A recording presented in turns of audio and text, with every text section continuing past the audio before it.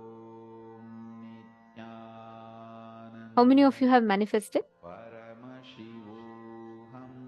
Actually, it's very nice to see. I'm seeing one whole set of you are very sincerely manifesting. Understand, the more and more you're getting comfortable with this power, the more and more you start manifesting this power, right?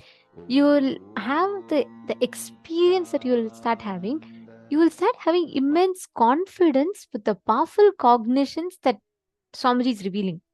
When Swamiji reveals, for example, Swamiji will tell that you're about the intelligence in us, or be it about manifesting. If Swamiji tells about manifesting, being able to travel in vertical parallel universes, vertical time zones.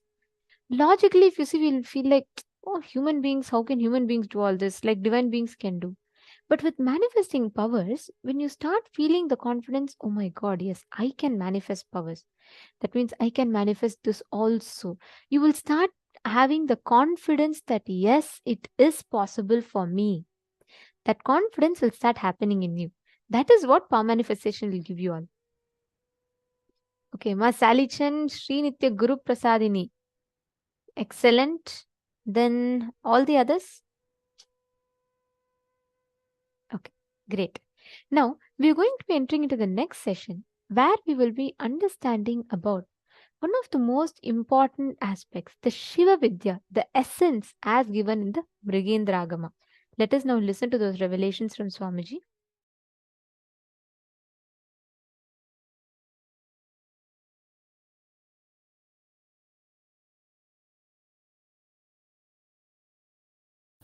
I'm going to introduce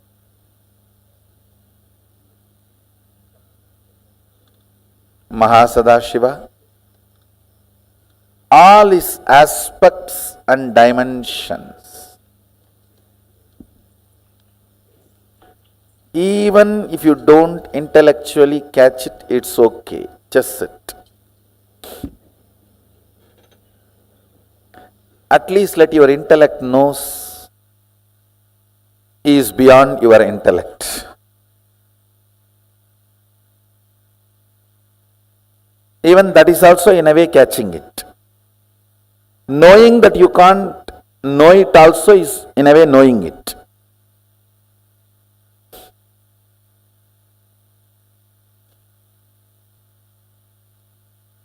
So you can see Mahasadashiva's,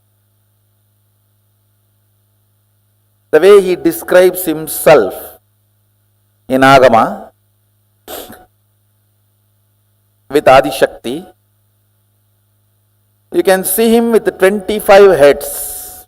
I should say, head without third eye is head. The moment third eye is awakened, it's no more head, it's identity. Head becomes identity when third eye is awakened.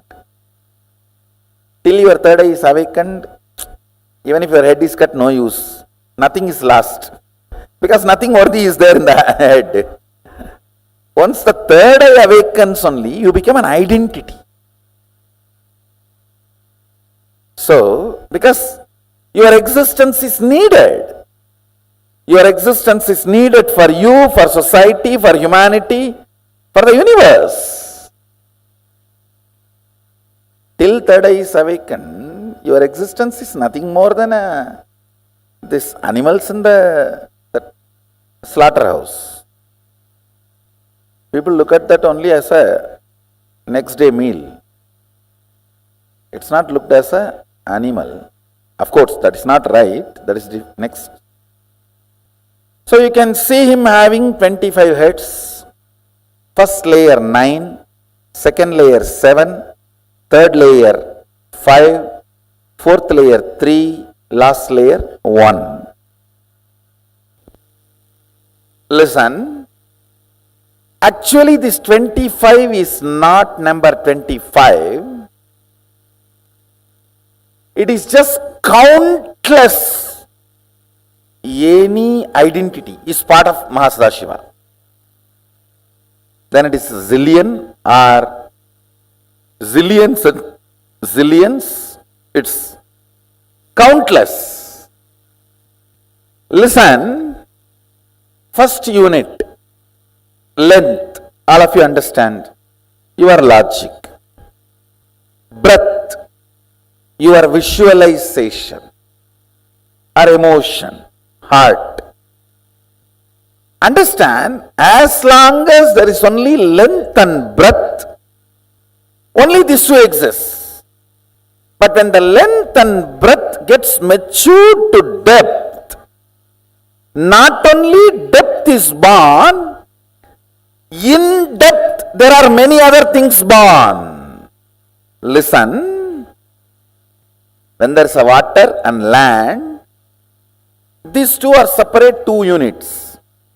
When the water and land gets mixed, not only the fertile land is born, in the fertile land multiple things are born.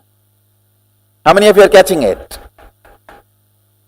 That multiple things in depth, when the length and breadth operates, the first thing starts is Shabda.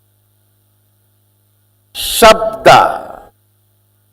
In depth, length and breadth crisscrossing. Your visualization and your logic crisscrossing. In depth manifests Shabda. Like one man, one woman becoming husband and wife and living in a home creates Shabda. Man is length, woman is breadth, house is depth.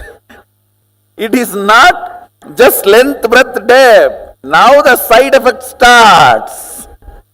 So that is why from the head of the depth, the multi-dimension starts. The next second layer is not called second layer, multi-dimension. Listen, because in that Shabda head, it is not one head, it is inclusion of length, breadth, depth together. So how many heads? So 4 put together is represented by one identity. Length, breadth, depth, all these are unit dimension. It is called Tattva. Unit. Listen carefully. Just now you all understood the Shabda head. This head. All of you are able to see the Shabda head. That is 4 in 1. Am I right?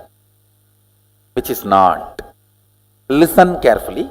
To give you the first initial understanding, I told that is 4 in 1. Now listen. Length is 1, breadth is length, breadth plus breadth 2. Then depth is length 1, breadth 2, depth 3. So how many? When the depth is 6, how can Shabda be just 7? How many of you are understanding? Listen. So now, 1 length, 2 breadth, 3 depth, put together goes into multi-dimension. So it is not 4. It's how many? Let's calculate. Length 1, breadth 2. So how many it becomes now? Plus 3 of the depth. So then 6 plus the 1 Shabda, the which is outcome of the 6. So how many? Shabda is not 1. Shabda is how many? 7. Listen. 7 plus this 3 plus this 2 plus this 1. How many of you are getting? So what is the Shabda number? When you look, 13. When you look superficially, how it looked? No, first 4. 1 layer depth. When you look, how it looked? 7. 1 more layer depth. When you look only where it is coming. So the Shabda head is not 7. You see how it describes, when you look in the front, 9 faces appear. When you look in the side, again 9 faces appear. When you look in the back, 9 appears. When you look this side, 9 appears. Then it is round pyramid structure. 9, any side if you see 9, it does not mean one layer he has only 9. Understand? Come with me. In this calculation, I am teaching you depth. How universe multiplies. How life is multiplying. Shabda. Tell me now. Length is 1. Length 1. Breadth 2. Depth 3. So in depth, how many heads are there? So now, this gets into Shabda, where Shabda, when it is, see, till your child is born, he is part of both of you. The moment he is born, he is one independent entity. The moment Shabda is born, he is independent entity having all length 1, breadth 2, depth 3 as part of him. Because he has become independent, he himself has one more length, one more breadth, one more depth. Everyone is catching? So it is not plus, it is multi. Universe is multi-dimensional, not universe. The word is itself is too small. Multiverse is the right word. Now, when time is added to the length, breadth, depth, the next dimension, next unit is time.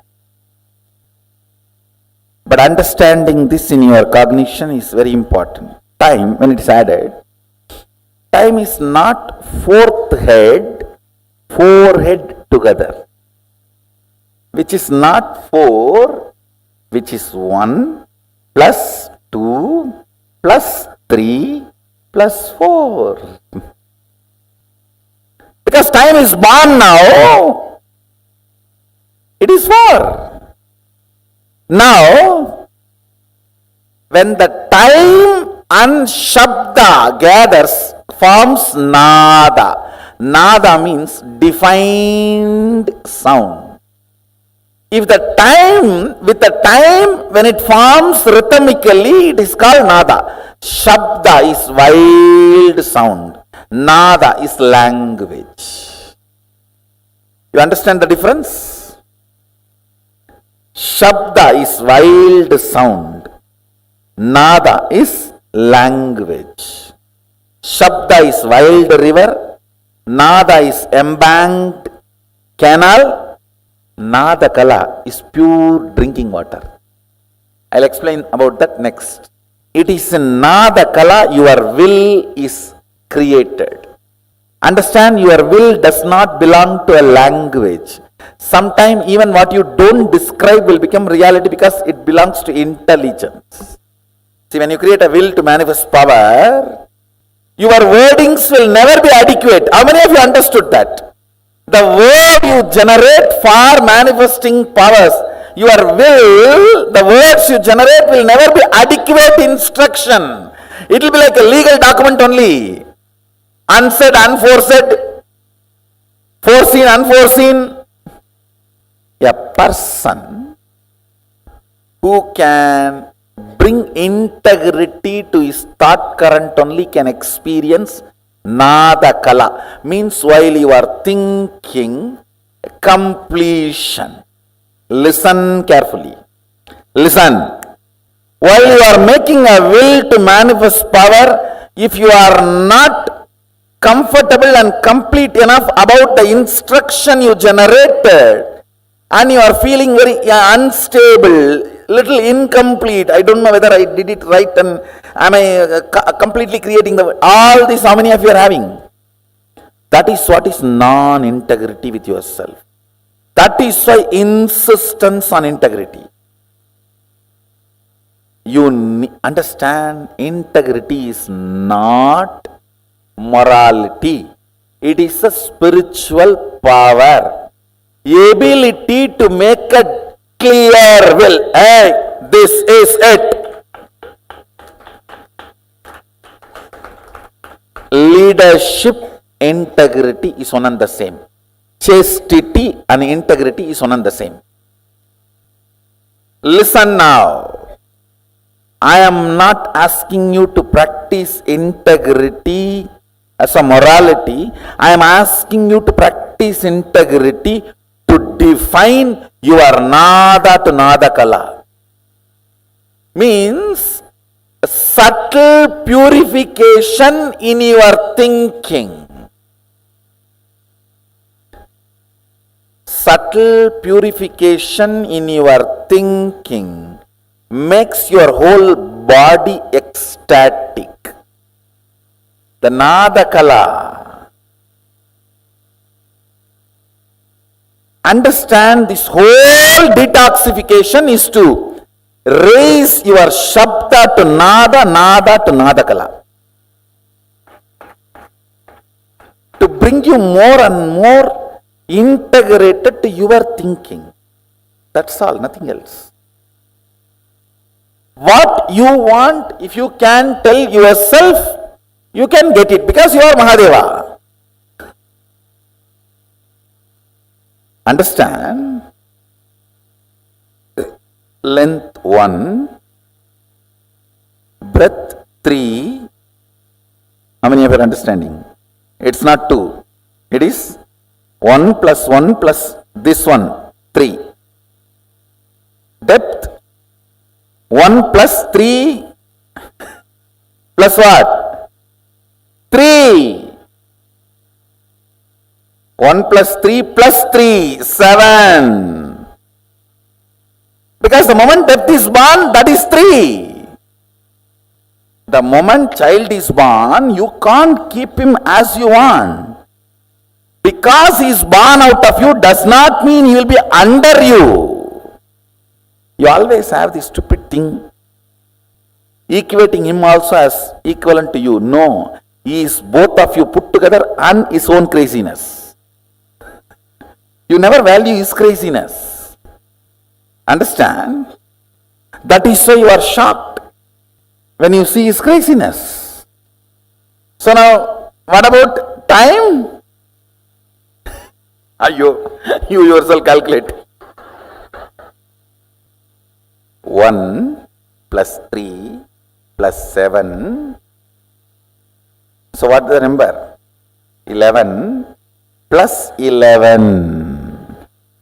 Because the moment time is born, it has all the identities of this 11 into it. Not even 11, 12. Because time is its own independent identity. How many of you are catching? What is space now? No, actually you will have to visualize clearly. 1, 1, 1, 1, 1, 1 and count. By the time coffee has come to mind, no, come back.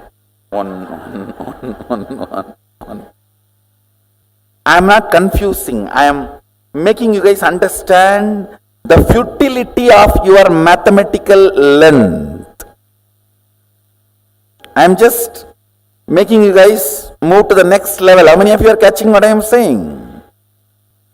It is not pyramid structure, it is living identity structure. See, again it is gone. Tell me, like, now you are in the time zone. What all you can experience? The very depth of the time. Lengths, all the things. Breadths, length and breadths. Depths, length and breadths and depths. Lengths, breadths, depths and time in time. Listen, I am not confusing you, listen. Length of the length and length of the breadth both exist in time. Length of the length and length of the breadth and length of the depth exists in time. I mean, if you are catching, because now time is born, the length of the time. I mean, if you are understanding. You may think, why should I know all this? Because, listen, even all this being informed to your depth, you will play with the powers very properly, and you will know if at all you are stuck somewhere where you are stuck, and you can just clear it. Now listen to one line. How many of you think Shabda is totality of length, breadth, depth? From that Shabda appears. Listen, yes, it appears from length, breadth, depth, no doubt. So you will put the totality of length, breadth, depth to Shabda, but it cannot exist without space. That is why multi-dimension. Anything in multi-dimension may be generated from some of the unit dimension, but it cannot exist without all the unit dimensions cooperation. How many of you are getting? So all the unit dimensions have to be present in even the first of multi-dimension. Understand? I am teaching you the tattva, unit of the cosmos. Can sound, shabda, exist without space? In length, breadth, depth, it will be generated, but it will die the moment it is generated. Only if the space, it can hold it and keep it alive. Without space, can the sound be kept alive? Then without space, the word I utter here, sound I utter here, it will die here. It will never reach your ears.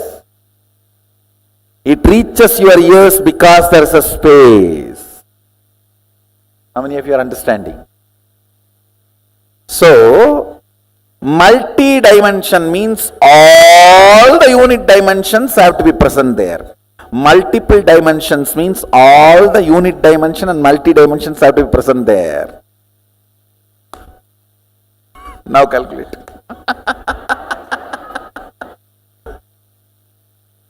You are contemplating on Mahadeva and his glory. Understand? Only when your logic understands, it cannot capture. It allows the breath, emotion to open up, devotion to open up. When your devotion also understands, I cannot capture it. Your depth opens up. Your depth says, where am I to grasp him? Then your time opens up. Your time, when it goes crazy, the space opens up. The space only creates oneness.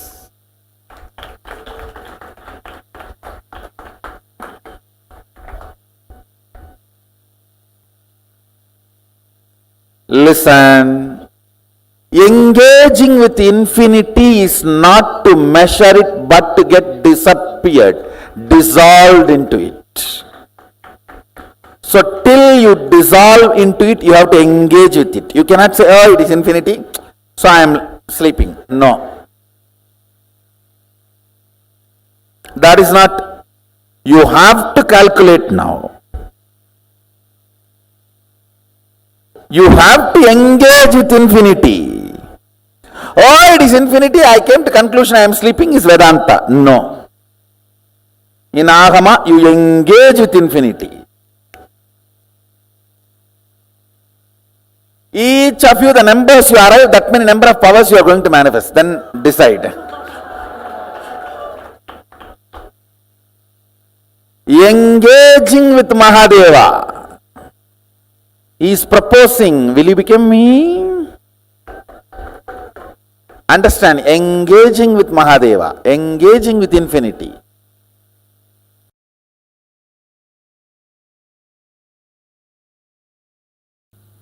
See, manifesting powers of third eye, like reading through your third eye, scanning through your third eye is power.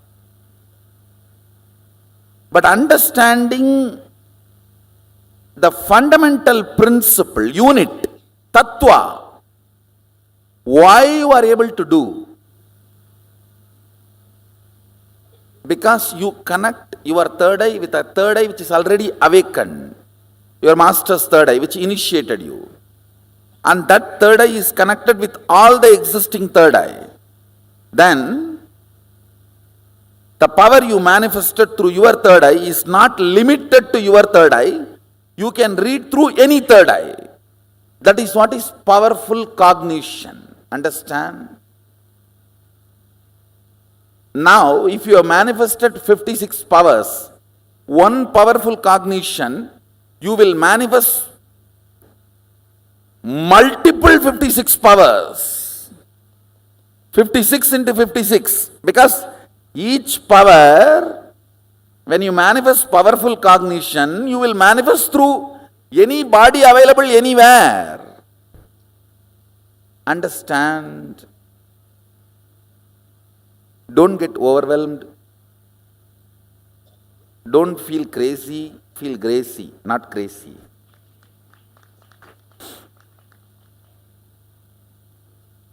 Don't feel this is too good to be true. Yes, it is too good to be true, but true. And don't come to the conclusion, these are all not for me. Even first power I am struggling with. Where is all this? Understand? Sometimes you may not manifest even one power, but one powerful cognition will crack in you and make you manifest all the powers, because you may be a person of length. Your predominant cognition must have been settled on length. Powerful cognitions open the length dimension in you. When the Shiva Tattva manifests in you, you will give powers to others.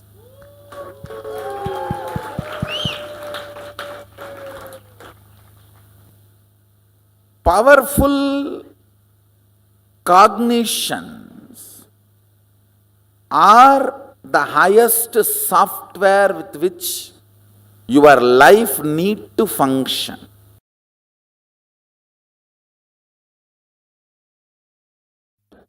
My next commitment to all of you, I'll make you experience KAILASA.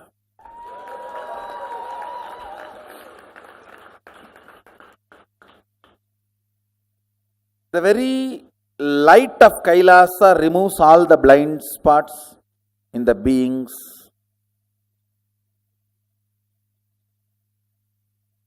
Now I'll complete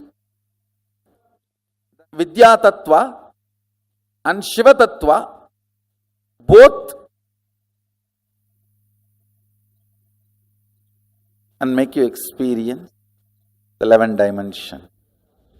It is actually a game to make you understand and visualize each dimension, what all it consists, what it takes to generate and what it takes to sustain, what it takes to evolve.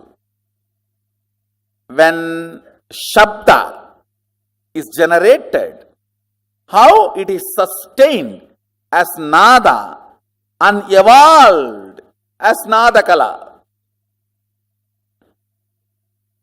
It is just a contemplation game to make you understand, to make you engage with the infinity.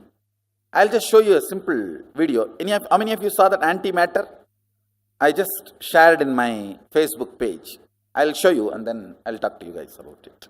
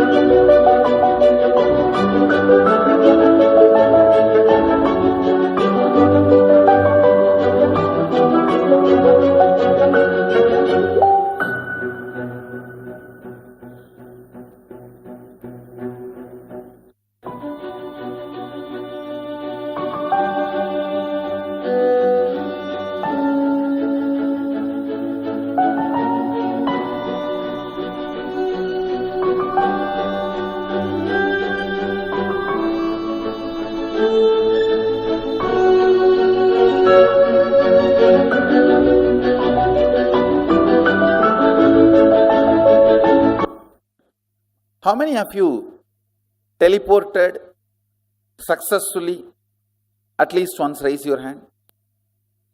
All of you already produced antimatter. Understand, only if the vibhuti here, bhasma here becomes antimatter, it can travel and settle down in any place and become matter. Listen, I'll project now. This other side is just antimatter. How many of you are catching? The other side of all the heads, avyakta.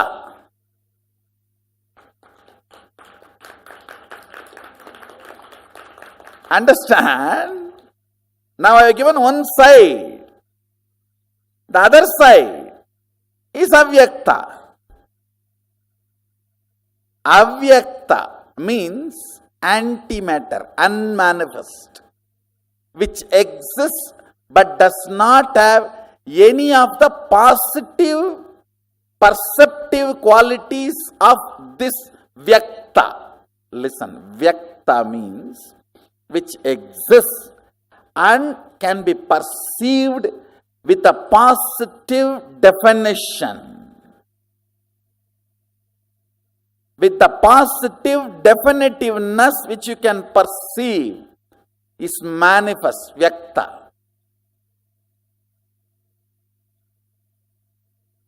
I know, many are thinking, anyhow, vyakta itself I have not understood, forget about avyakta.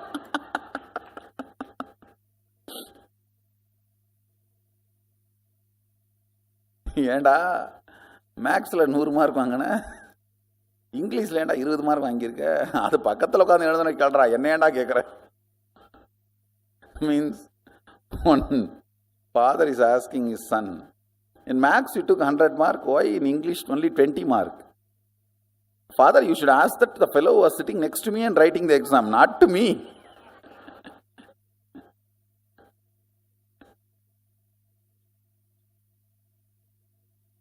So vyakta itself we have not understood anything. Avyakta. Listen, what we call parallel universe, unmanifest, avyakta, the delusion component of Mahadeva, Throbhava, cannot be exactly translated as delusion. It should only be translated as ununderstandable, ununderstood, or unknown.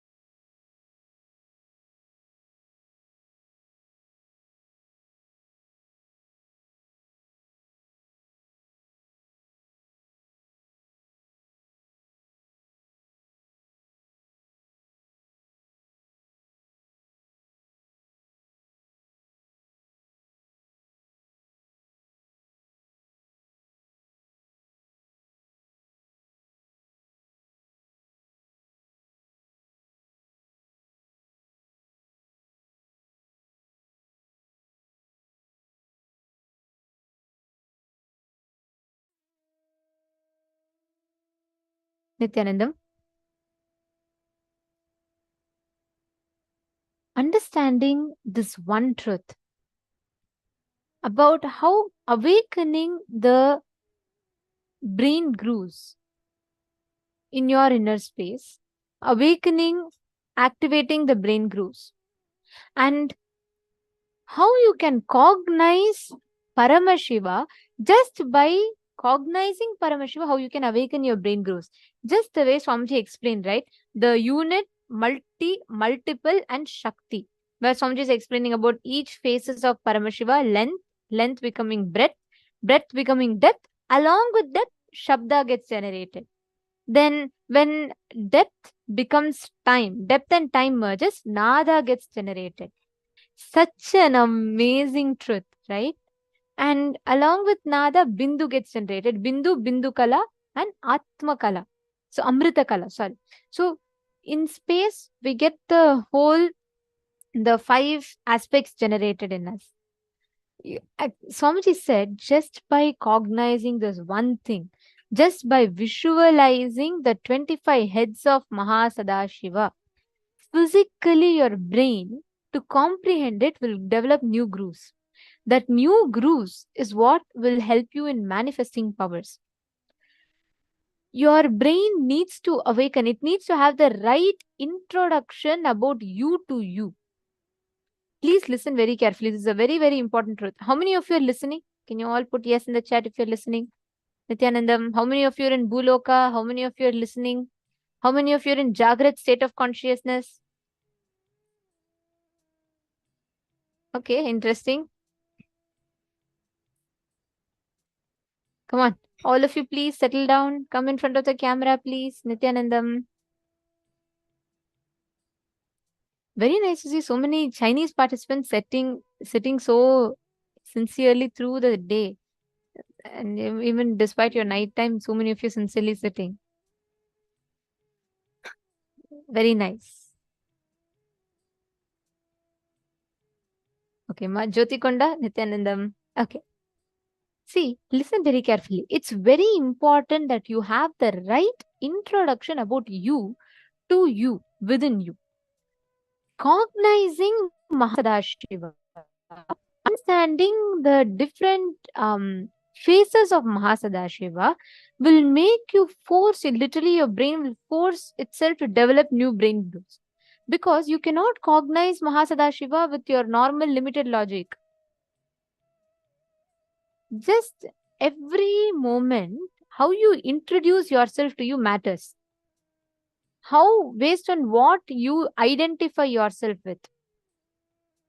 That really matters a lot. So, small story. A small child once goes to her mother and asks, "Mom, how did human beings happen?" Mom looks at a child and says, "Oh, that's very simple.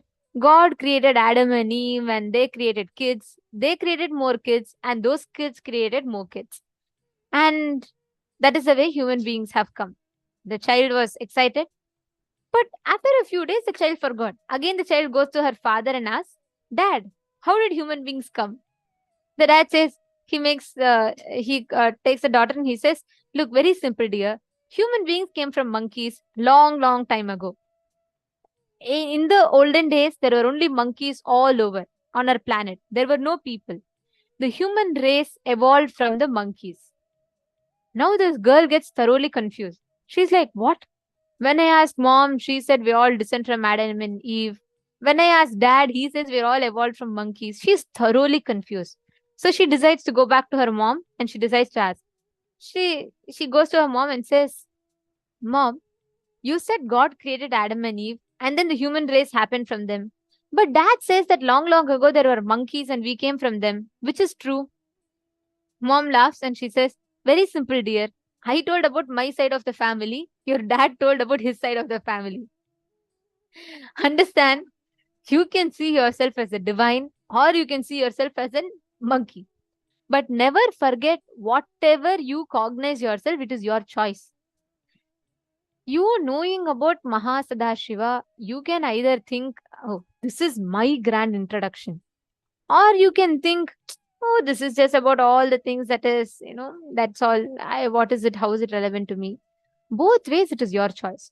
What you choose to cognize, how you choose to understand is totally up to you. But listen very carefully, be very clear, understand, cognizing Mahasadashiva in you. The Atma Tattva, Vidya Tattva, the Shiva Vidya that happens in you has, it literally gives you the awakening, makes you deeply cognize about your existence as Mahasadashiva, and it empowers you, makes you understand the various aspects through which you can manifest Mahasadashiva. So every time you listen to this, either you can think, oh my God, what is all this Shabda, Bindu, Bindu Kala, Amrita Kala, Nada Kala, what is Swamiji talking? It's going all over my head. I can't do this. That's up to you. It's like cognizing human beings as evolved from monkeys. Or do you want to cognize yourself as Paramashiva, the descent of the superconsciousness? Because you are an extension of Paramashiva, you have the right, not just the right, it is imperative that you know about. So that's an amazing truth that Swamiji is gifting to us. The whole Shiva Vidya, actually, Shiva Vidya is given only to the most intimate disciples. Even Paramashiva gives Shiva Vidya to Devi. He makes Devi sit on his lap and he literally like teaches into her ears. This is the ultimate secret. Understand? Identity means head with the awakened third eye. When your third eye is awakened, your identity gets complete, the real identity. Now, I'm going to give you all a few minutes. Can you all see this picture? And can each of you please count in each layer how many heads are there? And please, could you all write it down? The arrangement of 25 heads.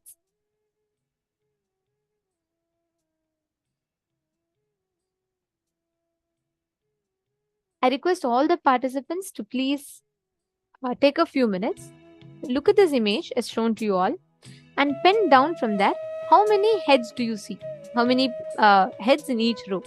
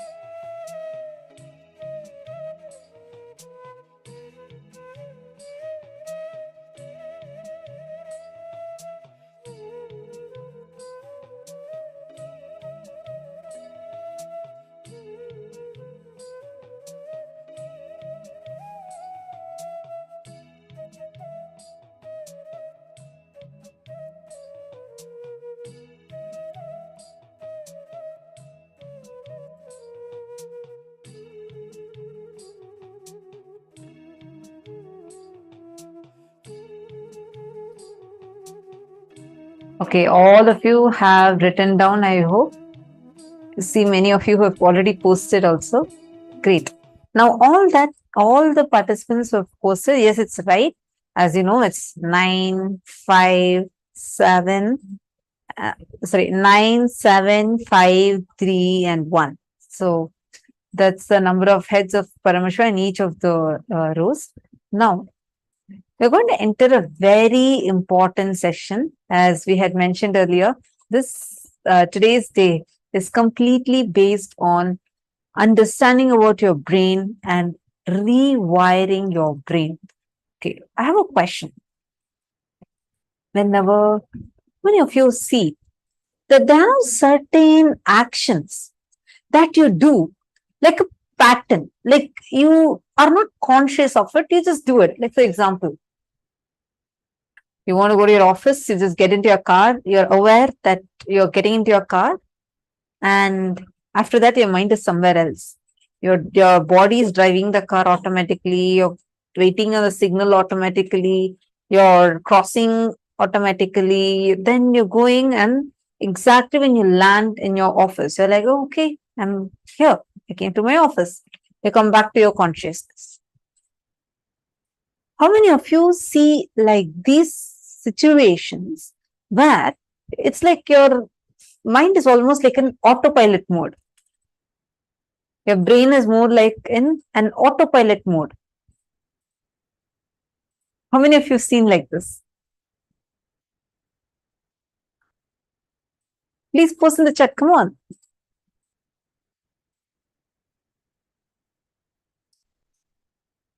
Great. Now, why this autopilot mode? It's not that it is wrong, but there are many patterns that are stored in this mode. Like, for example, you wake up in the morning, you take your toothbrush, like you just go, you're still half asleep, still not completely even out of the dream. You're still thinking about the dream that you just had. And automatically your body is going to the bathroom, you automatically pick your toothbrush. You're not aware, your hands are putting the toothpaste and you are brushing. You're not aware of it. You're thinking of something else altogether, probably thinking what I'm going to be doing today, or just thinking, oh, probably I should have a little more extra sleep. But your body is doing its work. Why? Because the thoughts that we are carrying or the actions that we do, all of these, the brain is continuously sending signals to it. You're listening now? Are all of you listening to the session? You're listening because your brain is processing this information and it is giving the instruction for your brain and for your eyes, for your ears, so that you're able to cognize this. Continuously, the brain is giving signals. There's like electrical impulses that your brain keeps releasing again and again and again. It's like how your computer, there's certain programs that run, which is giving you instructions continuously for your computer to be able to function. Like that, your brain is the smartest, extremely smart chip that is there. And it is continuously giving instructions. Hey, move your hand, blink your eyes, listen. Now, those instructions are passed through a neural pathway. There are brain neurons where every single act, you blink a certain number of times in a certain manner, in a certain rhythm. You talk in a certain manner. You react to situations in the exact same manner as you did a few years ago. You still do that. Why? Because these are stored inside of you as patterns. Your brain gets wired for it. Like certain neural pathways get strengthened. More and more you do that action. So in turn, when you go to an autopilot mode, it defaults to those neural pathways. Today, Swamiji is going to be teaching us how to rewire, change these neural connections. How can we change how our brain functions? And is going to initiate us into this. Let's now listen to the revelation on rewiring of brain.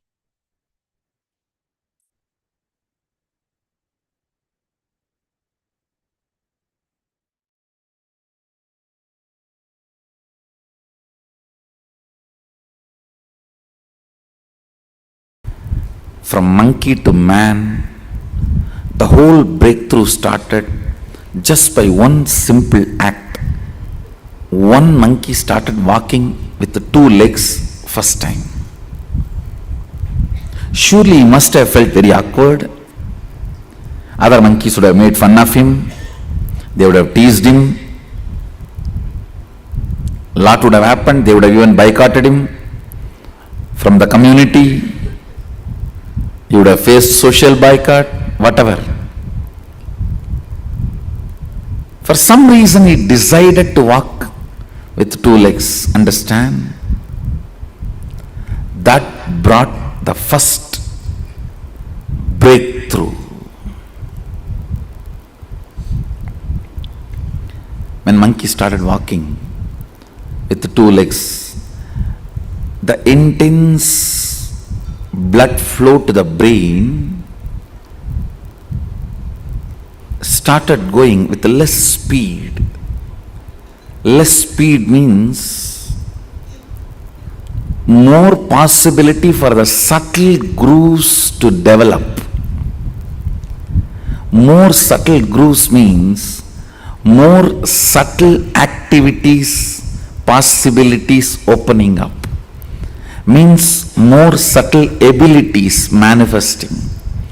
That is the way the perception of consciousness became possible for the brain. Understand? The perception of consciousness became possible for the brain because the subtle grooves started developing in the brain due to less blood flow. Please, you need to understand, the word less blood flow should not be understood wrongly. The speed and the force gushing, all that was less, but whatever is needed continued to be available. It is this simple act made the breakthrough of monkey to man possible.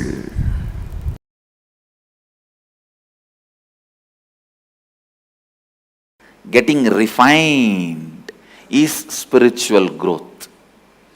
Spiritual growth means your ability to experience consciousness, your expertise in experiencing consciousness.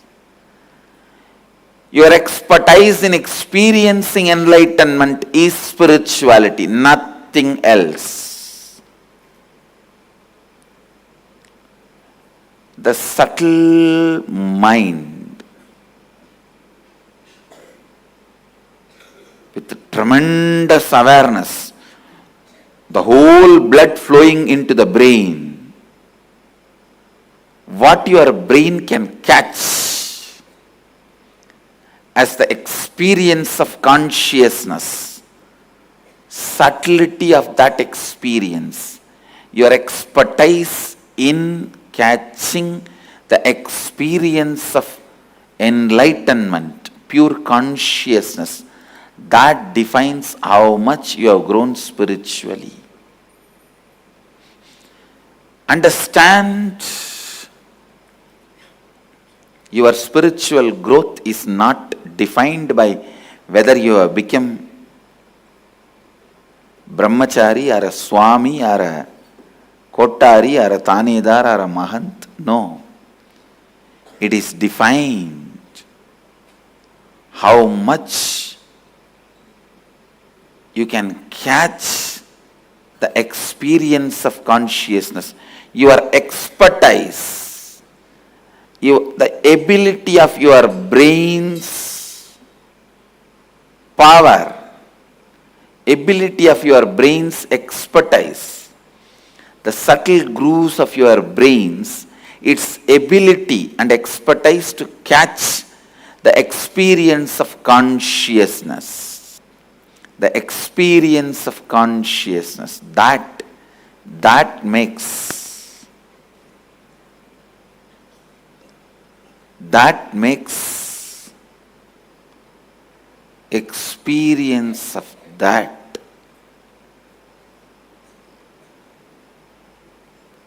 makes you spiritual. I tell you, all spiritual practices are just to develop that subtle brain grooves in you to catch the pure consciousness. Whether you sit in the banks of Ganga in silence in Haridwar, or you sit in the silence of Manikarnika, Mahasmashana in Varanasi, or you sit in the silence of Gomukh, Tapovan, understand, when your brain grooves, the subtle brain grooves, are able to catch the concept of consciousness, the spirituality is awakened in you. It's beyond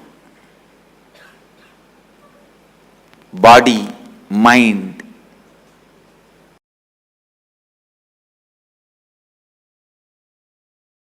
Okay. The other concept that, if I try and think about it too hard, really scares me, is because I can't wrap my mind around it, is the idea of infinity.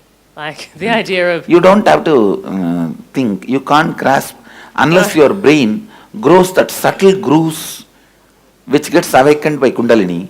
Once the Kundalini gets awakened, then God, the word will become so real for you. The I word will become empty for you. See, when I utter God, it has so much meaning for me. When I utter the word I, it has no meaning other than the word I am uttering. For you, when you utter the word I, it has so much meaning for you. When you utter the word God, it is just emptiness. So the shift will happen when the Kundalini reaches Sahasrara. Okay, cool.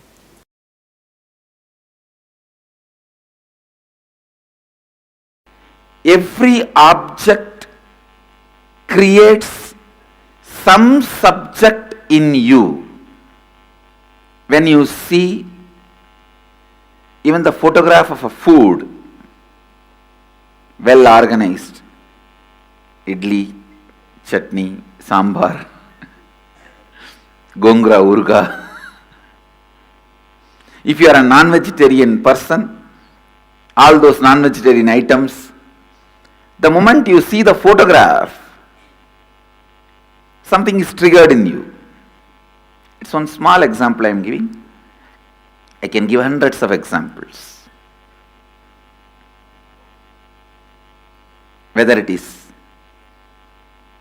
food or lust, anything, or sacredness, even sacredness. If you are habituated to praying to a God, if the moment you see his deity, something is created in you, awakened in you. So each object creates certain subject in you. And if there is an object which has created awakened subjective truth in me, I can use that same object to awaken that same subjective truth in you. Master is a person in whom the subjective truth has become reality. Shivoham, the highest subjective truth, becomes reality, and whatever objects made that experience as reality in him, he can use that and make even your subjective reality awakened. He can give you also the same experience of Shivoham. Listen, whatever experience he achieved, he can awaken that same in you. Understand the subjective truth Shivoham can be awakened by the external help like yantras, mantras and Kundalini initiation. I am introducing this science to the world.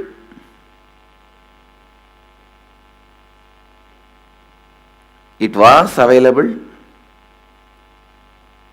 in the Vedic tradition, but to this planet I am introducing now. It's not that all the Vedas were revealed to, all the Vedas are revealed already to human beings. This science of using sound, the science of using simple lines to awaken yourself and awaken others is such powerful science. See, subjective truth is the base on which your life should be built.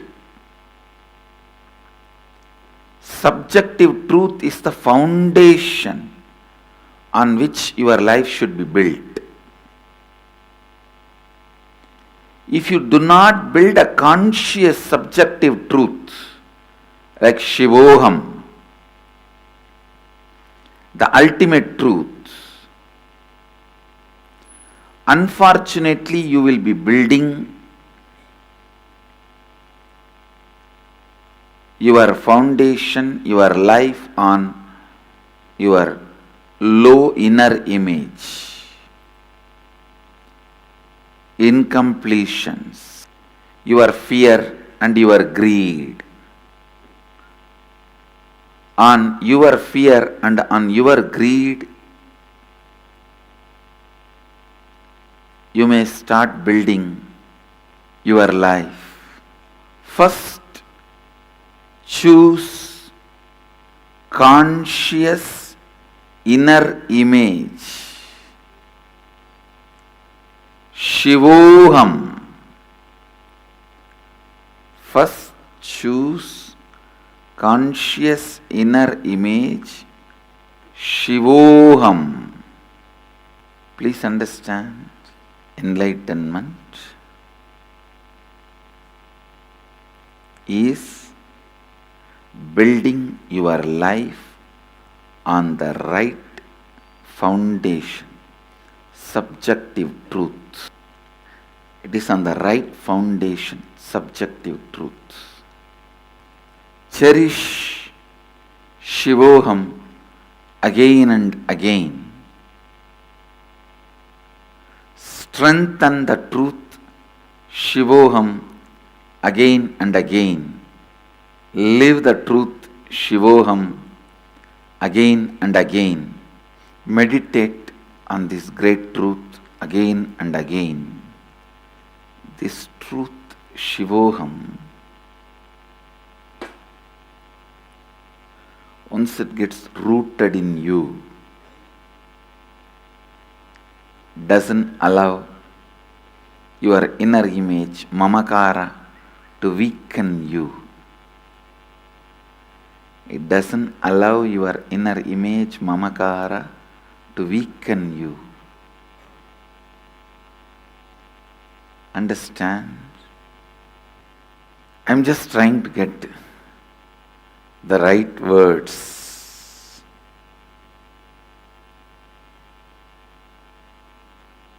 How this whole truth can be explained to all of you in simple terms, in simple words, how the whole truth can be awakened in simple terms, in simple way.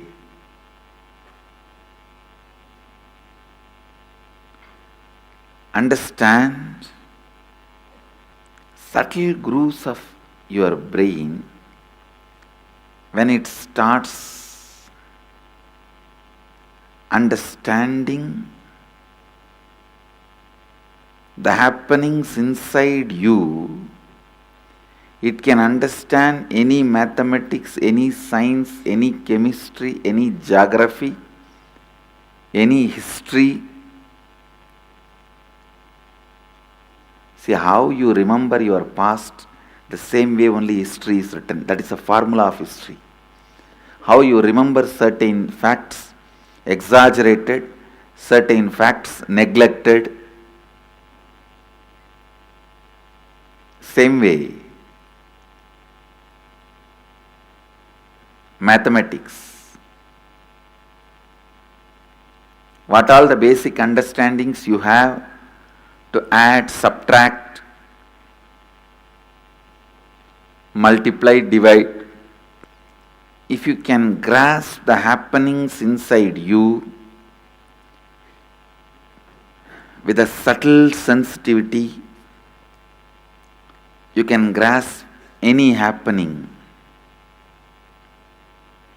outside. As I said, whether it is geography or mathematics or history or science or chemistry, biology,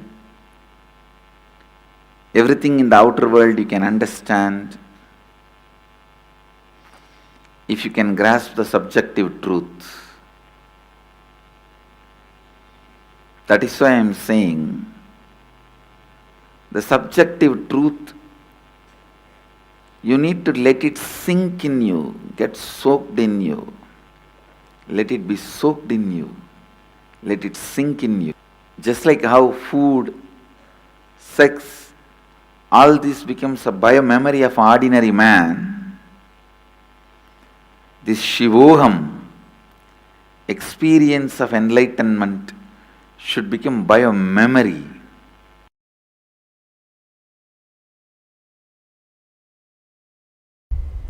All these transmutation processes, the word may look too big, so don't worry, means balancing the system and awakening the whole consciousness to your whole body is what I call transmutation processes. Means some parts of your body becomes insensitive to the existence because of the job it is doing, like a feet, because of the continuous walking, it becomes insensitive. Your cheeks, how they are sensitive, they don't become, they lose sensitivity to the reality. But for the complete Kundalini awakening, your whole body needs to be alive and experiencing the reality and ability to experience the higher consciousness.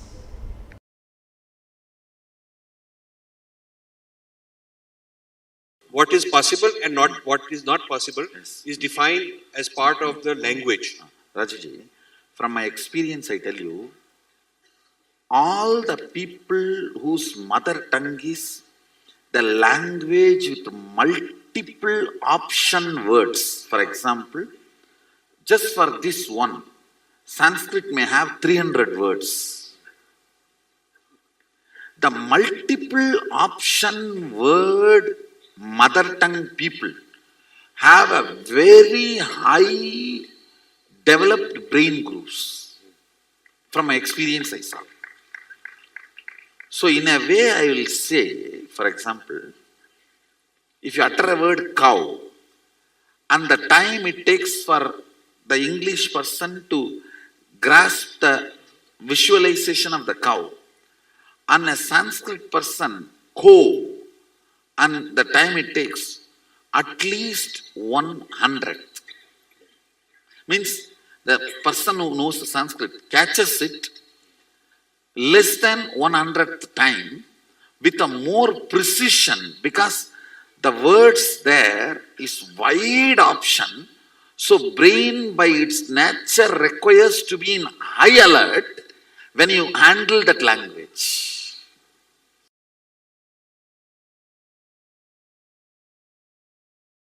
through the 5 phases.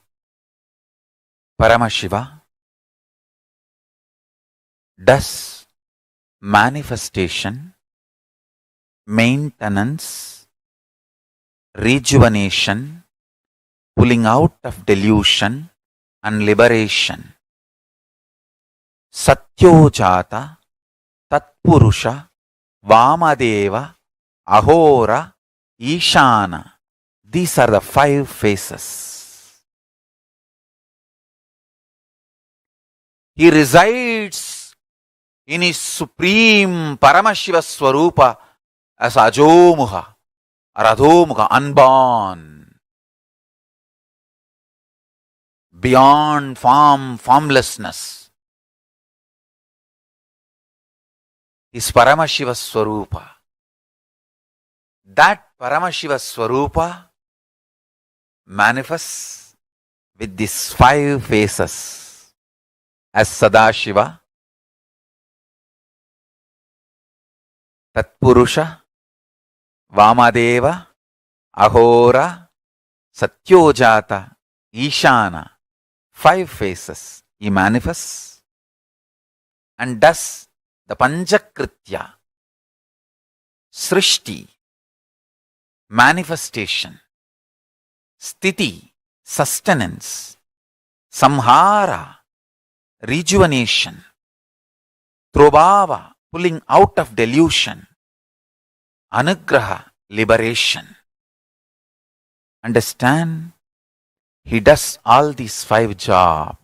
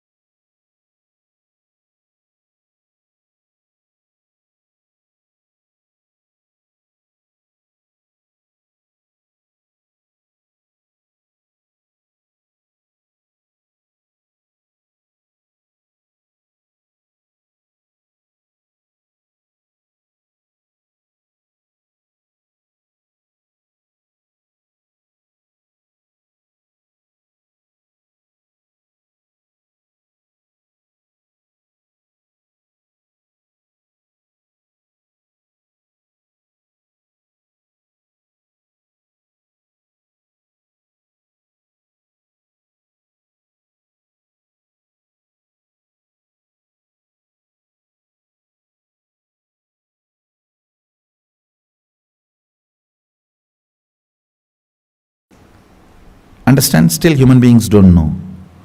To store electricity without reducing its intensity, it is still a blind spot for human beings.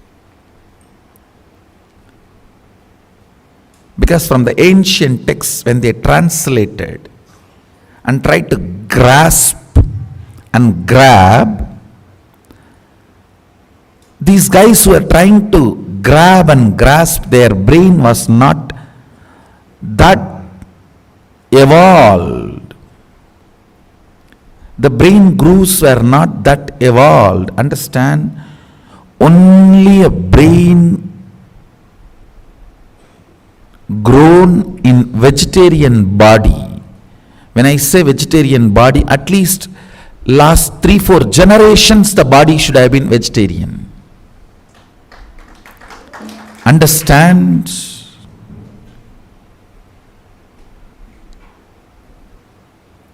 I am not trying to create any conflict. As a scientist, I have to tell you the truth. If you are born from a family where hereditary vegetarians, you are the most blessed body. You have the best body for this kind of experiments.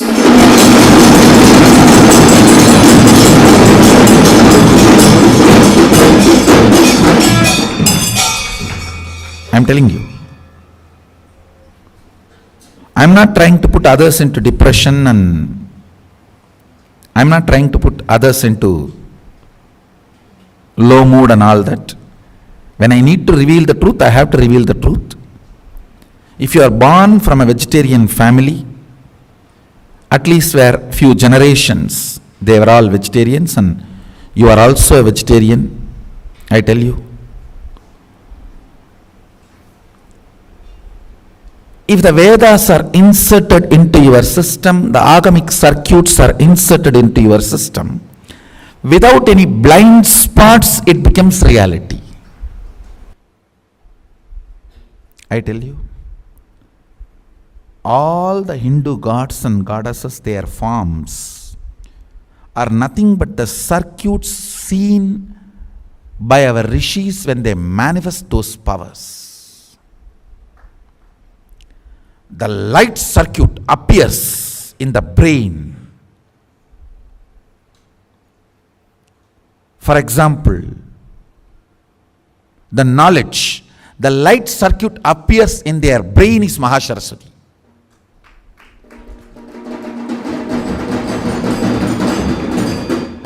So the same dhyana sloka which they delivered, if you meditate, that same light circuit will be awakened in you.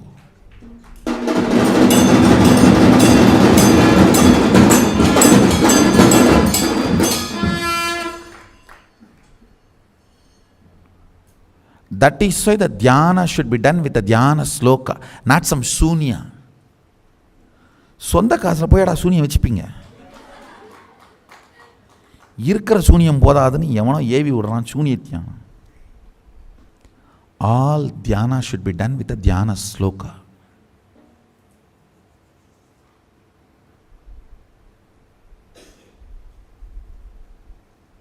Anybody who does dhyana without dhyana sloka falls into sunya, depression. The sunya meditations are the most dangerous. Never get into that. As if already you are not depressed.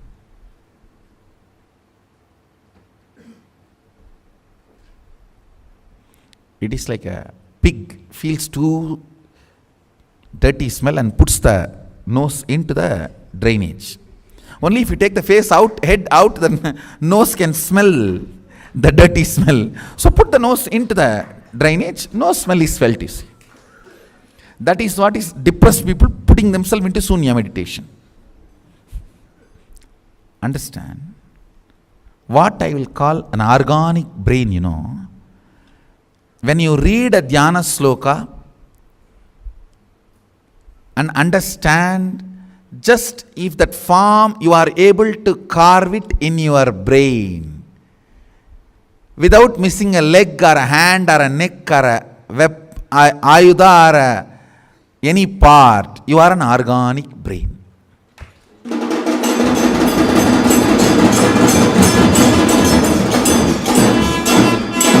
Just you recite the dhyana sloka and you are able to just visualize and keep the visualization alive.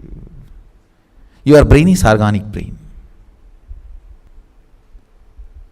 Even Nirahara Samyama helps in a big way to make your brain into organic brain. If you do Nirahara, your ability to retain that energy circuit of dhyana sloka in your system drastically goes up. That is why upavasa during the vratas, and as you are asked to meditate with the upavasa, with less food or less job for the stomach, you will be able to, your brain is capable of retaining the energy circuits and manifesting the powers. That is why the higher the energy, more hands and more heads are described, because your brain needs to hold on. Your brain needs to grow such subtle way. I tell you, on banana leaf, apply the ghee and eat the pure Kaveri organic ponni rice. The ability of your brain to grow subtle grooves, an ability to hold the higher understandings and visualizations. It is not a joke. 47% of Indian IAS is from Tambras, one organization. You think it is an accident? And 50% of Microsoft is Tamil, Telugu, Kannada Brahmins. You think it is an accident? In my days, what was my entertainment? The elders will read Mahabharata and tell the stories. That intensity, my brain can keep it as continuity for however long I want. My brain will not be tired, my body will not be lethargic.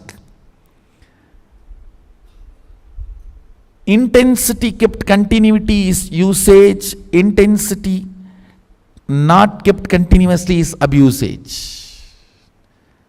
This is the definition in every level. Go and work out this definition in every level. Any brain grown with the entertainment of intensity continuity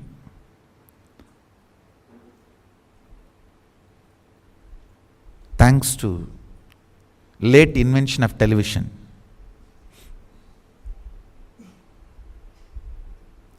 If I am revealing the power manifestation science to all of you, thanks to late import of television. Our kids should be taught by reading the Dhyana Sloka, visualizing the deities.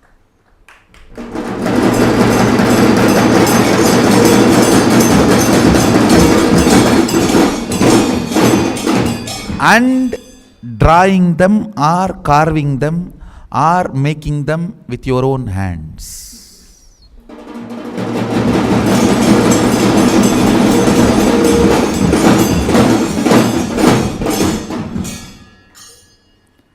Biology is you, chemistry is the Dhyana Sloka and visualization, making them or carving them or painting them is physics. And I tell you, whenever I made deities out of clay, my body shapes will get shaped in the same way I have seen.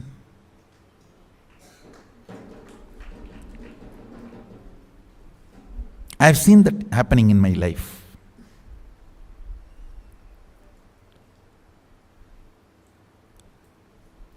So just reading the Dhyana Sloka or seeing the statue, imbibing it in the brain and reproducing it back, your body will get carved.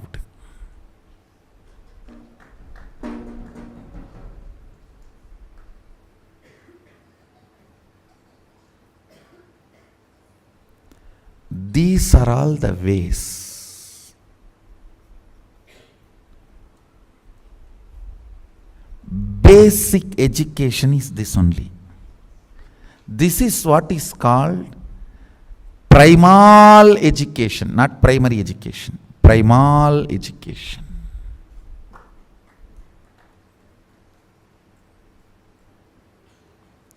Where a child, by the simple instruction of words, is capable of visualizing and holding and reproducing that in the form of painting or art or a carving or anything. This is fundamentally the primary organic brain growing exercise and education.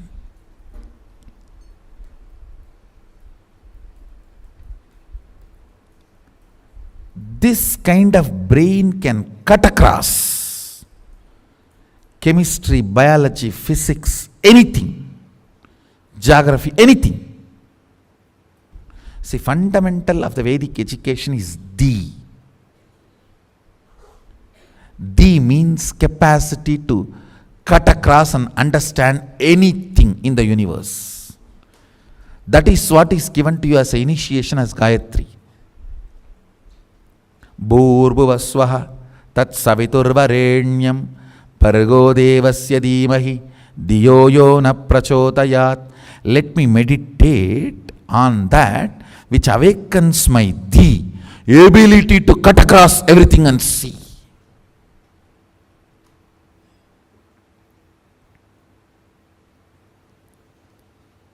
If you are given this Gayatri by the brain which cognizes the intensity and continuity is one and the same, you are blessed.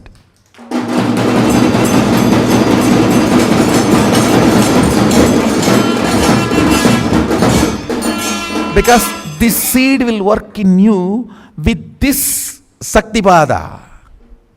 Intensity and continuity is one and the same.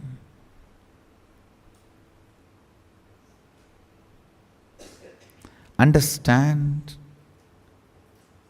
Even if you cognize intensity and continuity is one and the same, almost 99% of your psychological mental problems will go away. All the depression will go away.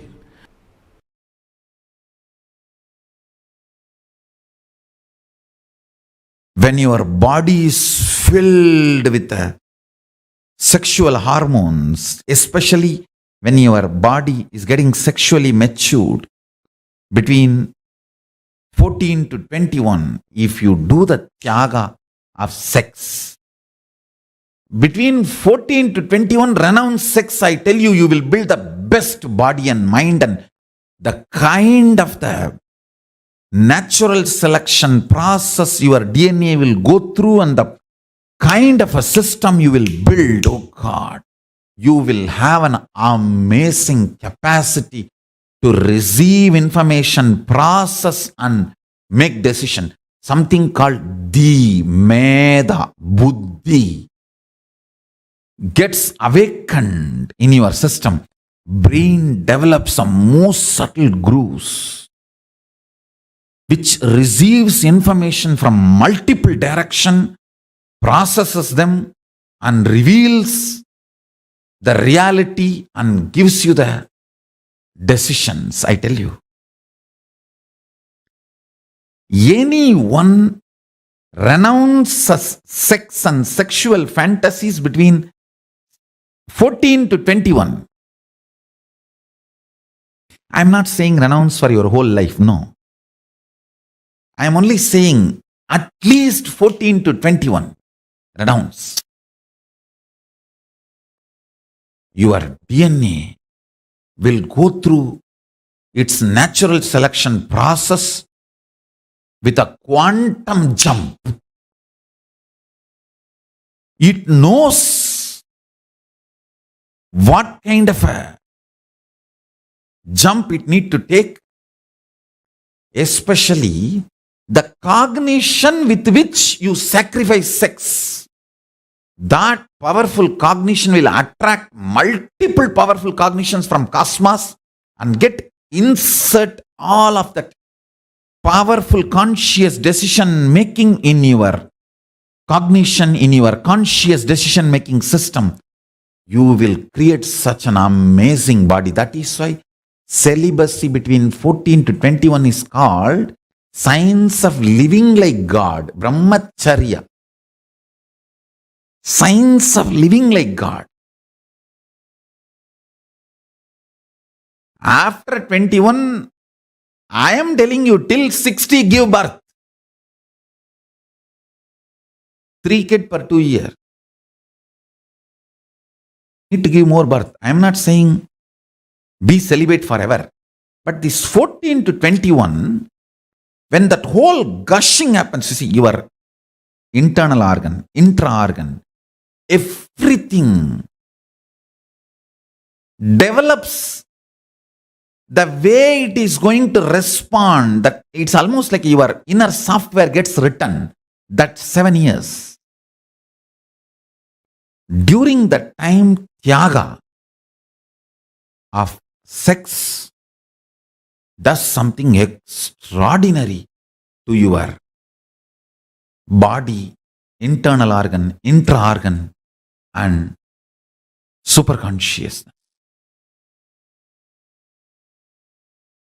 In every level, the Tyaga, actually Tyaga is not moral lesson, it is a scientific lesson. In my Gurukul, Tyaga should be added under the classification of science, not moral.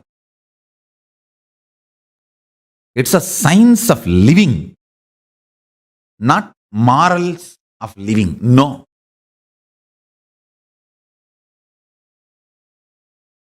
The best body, best mind, you manifest with Tyaga. Understand? Between 7 to 14, body develops. Unfortunately, nowadays, even by 10, boys and girls become physically matured. So when I say 14 to 21, I meant in those days. If I have to precisely tell, from the time you are physically matured to 21, that's the way you should put it. Because nowadays kids become physically matured due to the altered food and various reasons and social pressure to become sexually active, all that stupidity. By 10, they become sexually mature. From the time you become sexually matured till 21, every time you sacrifice the pleasure and visualization of sexual experience in multiple level, not only not allowing the pleasure, not allowing the fantasy, not allowing the pornography being fed into your system. If you just do Tyaga of sex completely, every time you renounce, do Tyaga, your DNA in the natural selection process takes a quantum jump and selects next level. That develops kind of a very powerful ability to cognize the existence, because the sexual hormones are the most powerful hormones. When you are able to do Tyaga of the instincts invoked in you by the sexual hormones, you develop certain energy, strength, grooves in your brain and the whole system, which is beyond normal survival, multiplication, instinct-based existence. See, unfortunately, this survival and reproduction, this instinct-based existence is an animalistic existence. It is the Tyaga you do at that time makes you divine. After 21, give birth 2 kids per year or 3.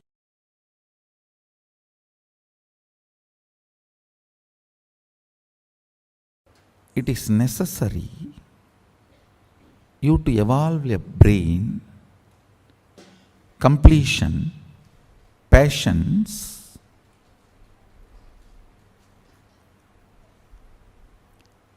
when I use the word patience, you can read it as will persistence, where the pure consciousness can reflect, the mirroring of the neuron can happen. It is necessary. One of the most powerful methodology to develop the subtle grooves in the brain and clean up all the toxic and parasite effects on your brain, try to do some visualization related activity like doing alankara to deities, carving deities, doing deities in clay or painting deities. Do something where you need to hold certain visualization in your head and your hand needs to express it. Hand or leg, anything is okay, because even in 64 arts, the painting through the leg is one of the art. Just by dancing, making the paintings, rangoli through the leg, anything. See, visualization should be held in your brain and your actions should express that. If you talk to my mother, she will tell that at least 300 to 400 clay deities I have made with my own hand. My mother used to scream. Now she is very happy I have done all that. In those days, she and my grandmother both will scream because I will not eat. Once I sit to do that, sometimes for 1 week I will not eat. She will be sitting with food, begging, come and eat, come and eat, come and eat. I'll be just lost. And those days, you get only 2 big publications, Ramakrishna Mission and Ramakrishna Tapovanam. Ramakrishna Matta has published Chandi, Devi Mahatmyam, the book name is. There all the Dhyana slokams of Devi will be there. I was actually a fanatic Shakta. You guys cannot believe.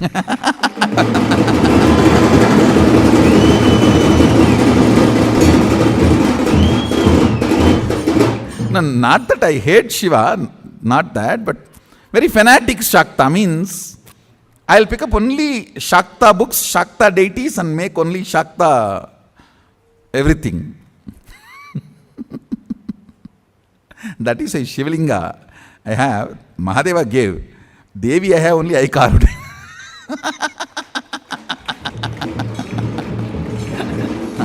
All the lingas I have, not a single linga I made. It's all given by Mahadeva. All the Devi I have, I carved it.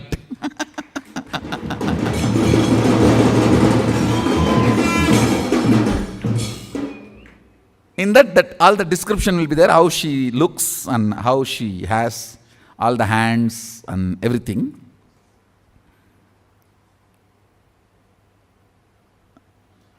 I'll get Ramakrishna Mission books. In that only the Dhyana Sloka and the Tamil meaning will be there. And after making, I'll get Gita Press books. Gita Press Chandi will have the diagram also. I will not see the diagram before making. I'll read and make the deity, and then with the Gita Press book, I'll verify whether what I made is right or wrong.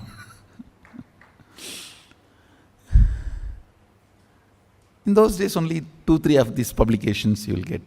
And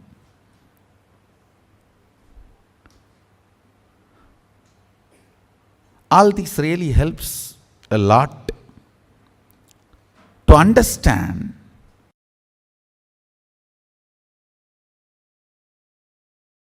like Sri Chakra,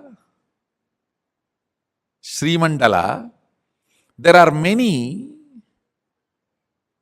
mandala structures which are just by staring at them, your DNA structure will get aligned to that. And certain power manifestation will start happening in you. I tell you, 21 minutes, if you just stare at Sri Mandala every day, your third eye will start functioning. Because that Sri Mandala itself is so beautiful, it directly represents the cosmic DNA. The cosmic DNA is in the Sri Mandala, Sri Yantra, Sri Chakra, with the 43 triangle and 2-layer lotus and 3-layer avarana. It's called Navavarana Mandala. Actually, it's a line diagram of cosmic DNA. So if you stare at that through your third eye, your DNA will get aligned to the cosmic DNA. And you start manifesting powers. Like this, there are multiple various mandalas which can do the mirroring of the neuron in your brain and make you realize and manifest powers.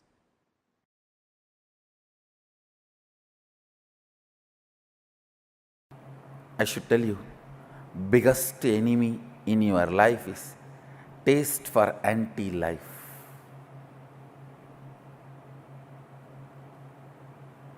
Break. Every time you go through anti-life taste, every time when your mind is trying to tell you, this is the way I am, what can I do? How can anything move? What can anything happen? No! You are not yet end. That's the good news. You are only a seed. As long as you consider you are only a seed, you need to manifest you are Sadashiva. Because, understand, Sadashiva constantly considers himself as the seed which need to manifest, yet to manifest, yet to manifest. Even after manifesting this whole Jagat,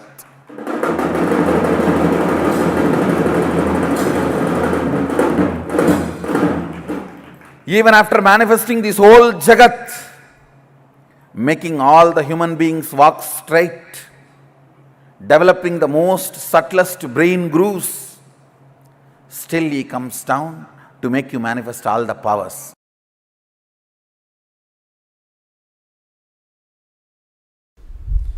Recognizing makes you manifest the state of Sadashiva. Understand? State does not need to be achieved, you have it. If Sadashiva is 100 unit integrity, you have 100 unit integrity. He is integrated to Turyatita, you are integrated to Sushupti, that's all. But the integrity unit is same. Recognizing the integrity to Turyatita builds an extraordinary, beautiful brain grooves. Is equivalent to recognizing $1 billion is more worthy than the bag full of pennies. That recognition is what I call recognizing.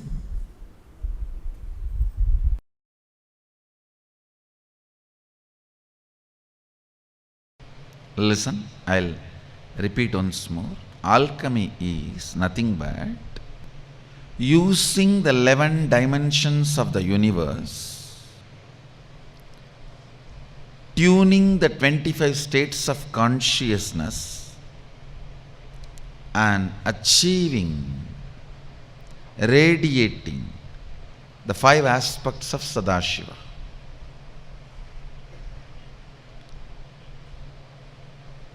Multiple things are used in the alchemy science. It starts from preparing the ground on which the meditation, alchemy process is going to happen. From there it starts. A solidified mercury. Mercury solidified without chemistry, chemical being added, just by the energy, means an enlightened incarnation, his body is capable of dismantling any molecule and assembling it as any other molecule in any place and space and time he wants. Understand? An enlightened incarnation is capable of dismantling any molecule, assembling it back as any other molecule or same in any place, time as he wants. With this power, dismantling the liquid form of a mercury and retaining its Mercurian quality in it, assembling it back as solid I don't know how much of you. This is what is science of solidifying mercury. In this body I did this 3 times. One is under the Dakshinamurti, one is under the Bididi Garbha Mandir, present Garbha Mandir, one is under the Vaidya Sarovar, Nithyananda Lingam. It starts from preparing the ground and installing the solidified mercury and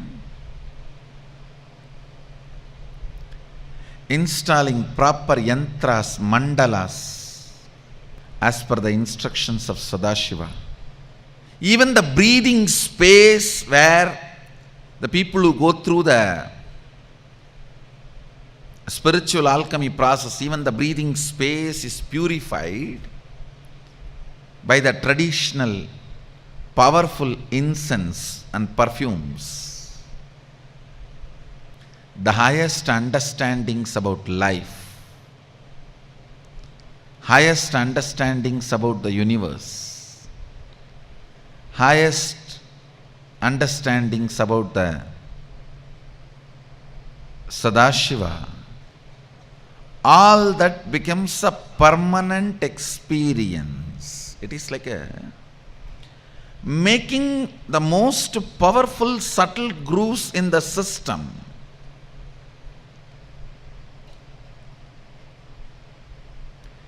Making the most powerful subtle grooves in the system, which can retain the subtlest but most powerful experiences of Sadashiva and goes on radiating it.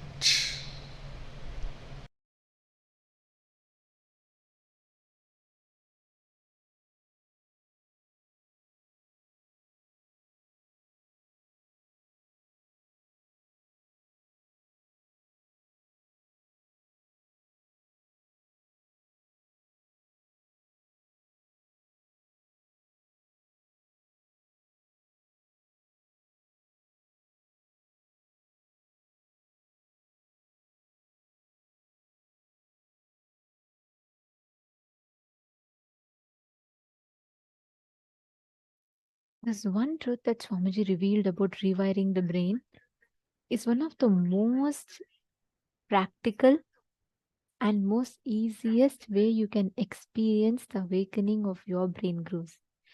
And understand the ways that Swamiji revealed this truth, right? The experience, the manifestation of this experience, the paratva, actually awakening the brain grooves.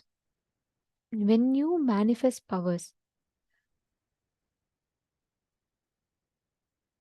when you manifest the powerful cognitions, the experience that happens in your system, inside your system, is awakening of the brain grooves.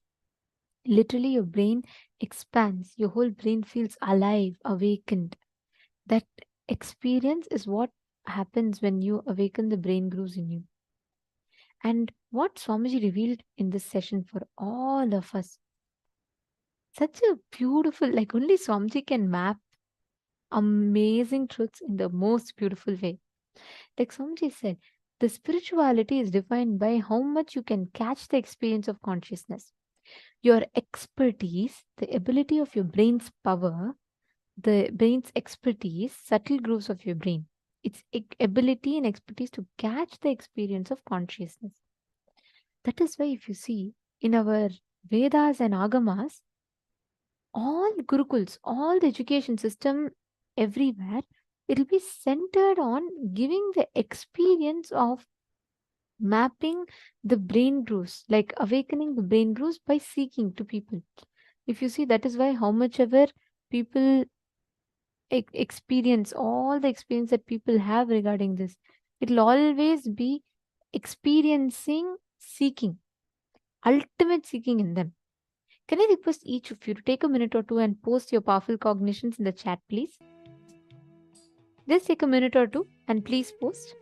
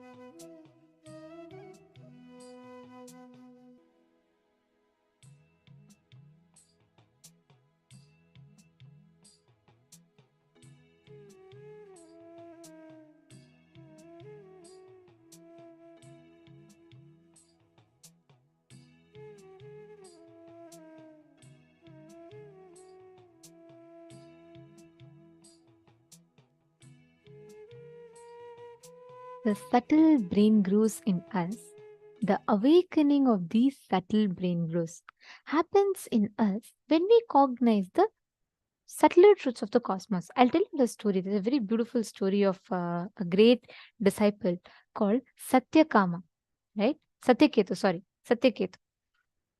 The Satyaketu story goes very beautifully. What happens is he's very, very Shvetaketu.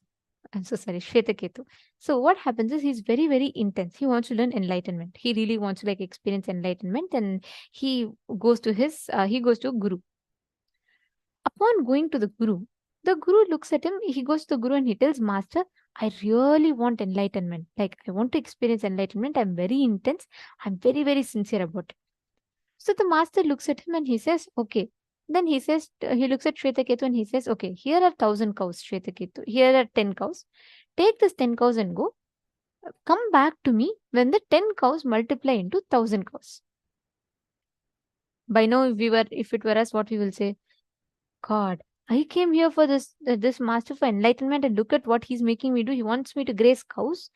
I don't think I'm here for. I'm a software engineer, or I am an excellent person. How can he make me graze cows? That's what our argument would have, like our logic would have argued, right? But Shvetaketu was a little different. The moment the master said, he just decided to go on. He said, all right, this is what my master wants. We will think maybe he wants me to get 1,000 cows, give the milk so that he can sell the milk and he can become rich. There is some conspiracy in this. That's what we will calculate. Shvetaketu, on the other hand, he takes the cows and he goes to the forest and he starts meditating. He meditates. It takes years for the cows, 10 cows to multiply and become 1,000. 10 becomes 20, 20 becomes 30, 30 becomes 40, 40 becomes 50, 60, 70, 80, 90, 100. And by the time they are becoming 100 itself, he forgets the language of counting. Because for so long, he's sitting without touch, without being in contact with human world. He just sits and meditates. As the cows are grazing, he sits and he meditates. And by the time that 100 becomes 200, 300, 400, 500, 600, he completely loses touch with human language. He completely forgets. He drops all the human level language. He straight starts experiencing oneness. And very beautifully, after that it happens. By the time 1,000th cow comes, he actually doesn't know how to count. So the cow will come and tell to Shvetaketu, Master, we have all become 1,000 in number. It is time that you go back to your master. The story tells so beautifully. His brain grooves were awakened so much, like so subtle. When he was going back, he forgot the way, he forgot human language, he forgot everything. The cows guided him the way back. On the way, the fire he lit will teach him the Satya of Brahman, like that it will teach about absolute consciousness. The wind will teach him about absolute consciousness. The sky will teach him about absolute consciousness. Means his brain will be the subtle brain grooves will get awakened so much that he will be able to start cognizing the subtle truths that is revealed. He'll be able to listen to every truth that the nature teaches him. By the time he comes back to the master, he says, Master, I have had 1,000 cows. Then the master beautifully tells, not 1,000, I have 1,001. I have one more enlightened being that you have come back.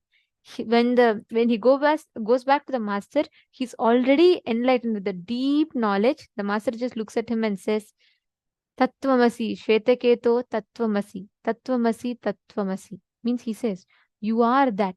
You are that ultimate Shvetaketu. You are the enlightenment that you are looking for. You are the Brahman that you are looking for. He becomes complete enlightened being. This whole story is very beautifully given to us in the Upanishads. Understand, when your subtle brain grooves are awakened, even the ocean, the water, the wind will become your teacher. You will be able to experience the Brahman, the nature of consciousness through everything in front of you. You will not need something separate. Your brain grooves will become so intelligent that it will be able to grasp truth from everything on planet Earth. Everything around you will become a medium for you to experience and enjoy those truths. Understanding? That is what is happening when we all manifest the powers, when we all manifest this existence, when we all manifest this whole this thing, the initiation, the when we listen to these powerful cognitions, our brain starts developing subtle grooves that will absorb these truths. Now, we are going to be doing a very powerful meditation where you will experience how you can manifest that space. For that, the only thing that stops us from manifesting the higher intelligence is laziness. This laziness, what it will do, it will convince you what life you are living is good enough, you don't need anything anymore. And it will put you into that whole rut where you will stop experiencing the breakthroughs, your own higher dimensions in life. It will not allow you to, it will convince you so much. You'll feel like, oh God, what is that? I'm working, I'm running my rat race, that's enough for me. I'm going to job, that is enough for me. But being in touch with your absolute consciousness or reality, you will start losing that. Laziness will remove you from that. That is why laziness is considered as the biggest enemies. Because it will remove you, distance you from you manifesting your own higher experiences in life. Now, let us do a quick exercise before we enter into meditation. Let us do a quick exercise to come out of this laziness.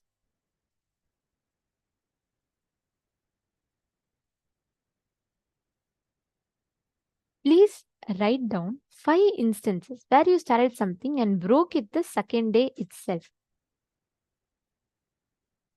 See what is the exact laziness, exact pattern of laziness coming in you. Just take a few minutes and please pen down.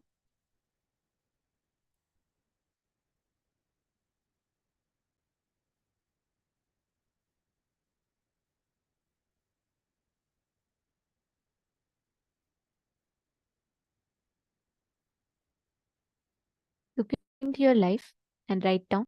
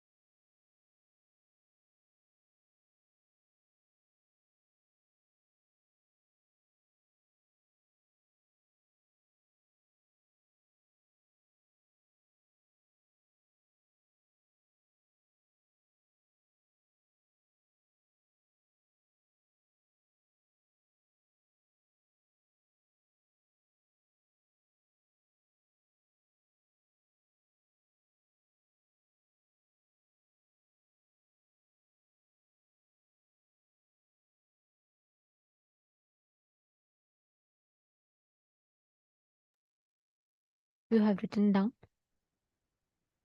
what you are, wherever the laziness is stopping you. Now, there's a very, very beautiful meditation process that Swamiji will be taking us through for all of us to experience this awakening of the brain growth. Now that you have completed with the laziness pattern, just bringing your awareness in that area is enough. Just shedding awareness in that area is good enough. That itself will walk you to the breakthrough. Now, let us listen to this revelation, and I request every one of you to do this meditation process. Please sincerely sit and do the meditation process.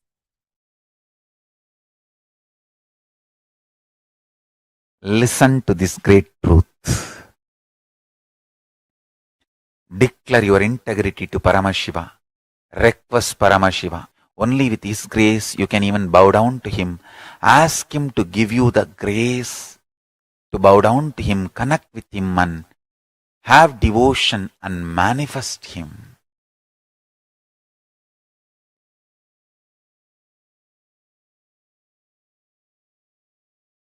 That's enough.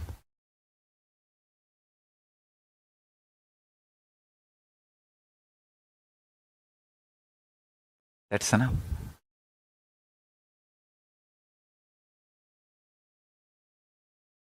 He will manifest and bless all of us. So now, sit straight. Let's dissolve into Paramashiva. Let Paramashiva manifest now in all of us.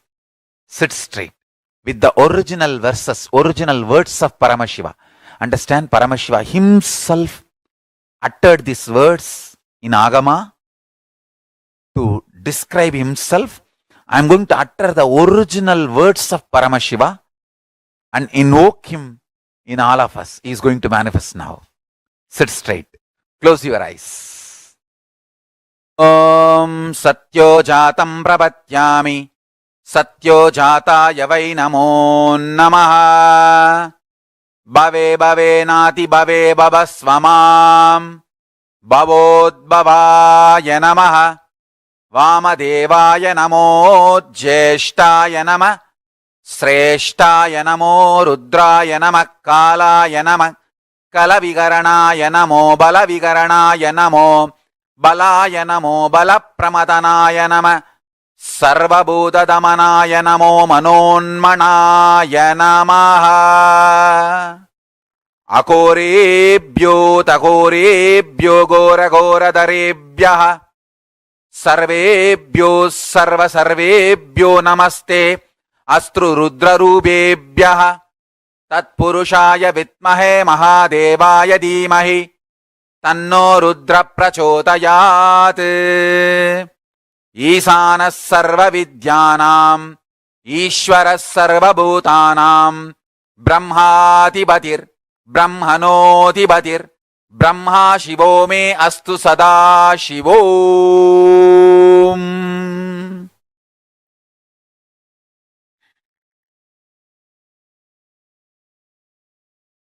Meditate on Paramashiva with 25 heads.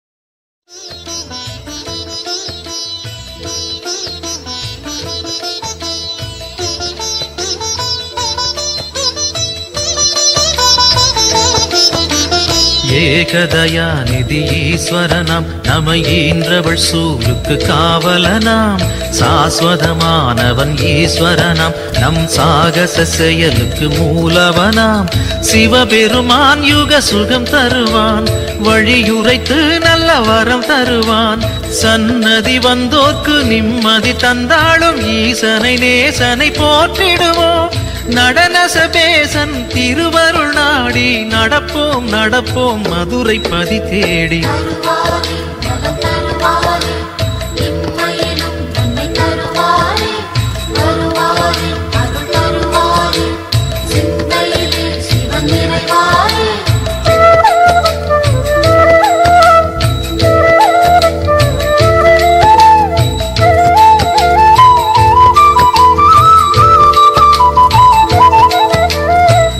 நஞ்சுண்டநாதர் Sivan போற்றி, அந்த சந்தியா காலத்து சனி போற்றி, நவசந்தி தாண்டவ குரு போற்றி, அந்த மகா பிரதோஷ நாள் போற்றி, தேய்பிரையில் அந்த வளர்பிரையில் தேடிச் சென்றால் அருள் கூடிடுமே, நர்த்தனம் காட்டும் ஆடிய பாதம் திருமுகம் கண்டால் நலந்தானே, தேடிடும் கண்களில் ஆடிடும் பாதம் தெரியும் தெரியும் இது நிஜமே.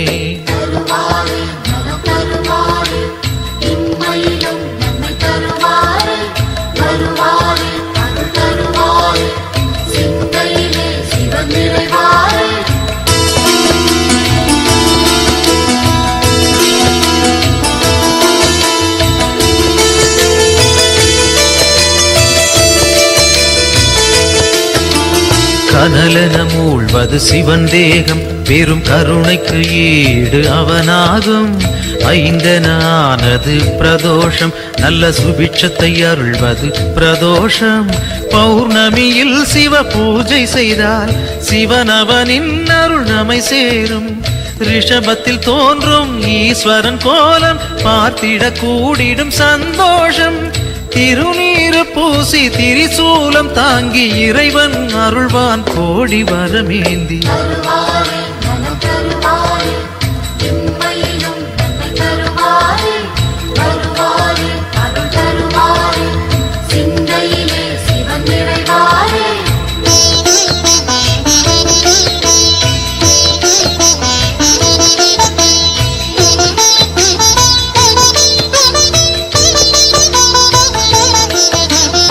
திருக்கோவில் வாசல் முன் தோன்றும் அந்த நந்தி தேவன் அருள் வேண்டும், பிரதோஷ காலம் வரும் நேரம் அவன் திருவருள் யாவும் கைகூடும், எம்பெருமான் வரும் வாகனமே எப்பொழுதும் நம் துணை வருமே, முன் நின்று நந்தியின் காதினில் கூறிடும் செய்திகள் சிவனது செவி சேரும், இம்மையில் நலம் தரும் சிவனது அருளால் எடுத்த செயல் யாவும் ஏற்றம் பல காணும்.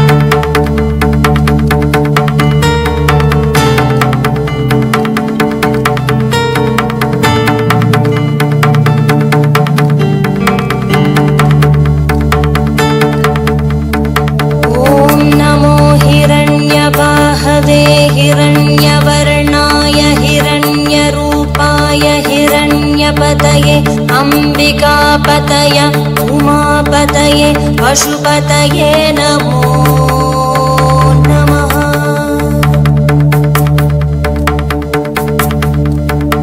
ॐ नमो हिरण्यवाहवे हिरण्यवर्णाय हिरण्यरूपाय हिरण्यपतये अंबिकापतये उमापतये पशुपतये नमो नमः।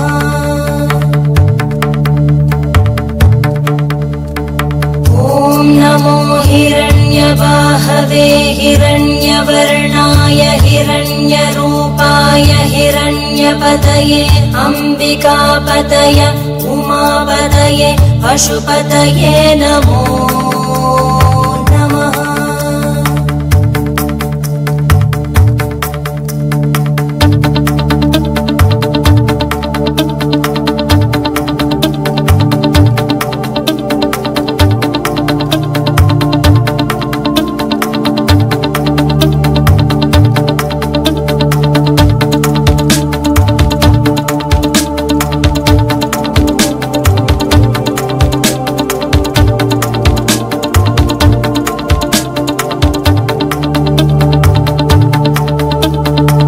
ईशानः सर्वविद्यानाम् ईश्वरः सर्व सर्वभूतानां ब्रह्माधिपति ब्रह्मणोऽधिपति ब्रह्मा शिवो मे अस्तु सदा शिवो।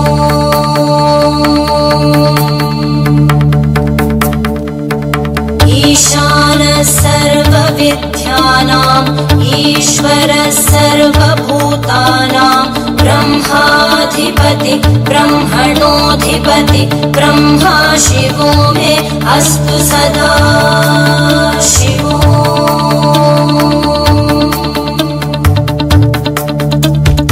ईशानः सर्वविद्यानाम् ईश्वरः सर्वभूतानां ब्रह्माधिपति ब्रह्मणोऽधिपति ब्रह्मा शिवो मे अस्तु सदा शिवो।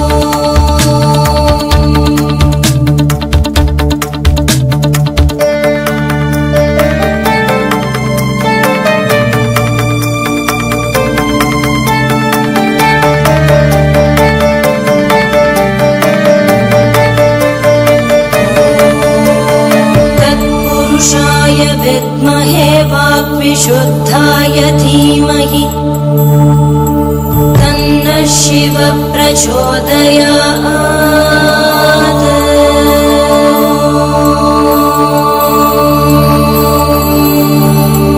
महादेवाय विद्महे रुद्रमूर्तये धीमहि तन्नः शिवः प्रचोदयात्।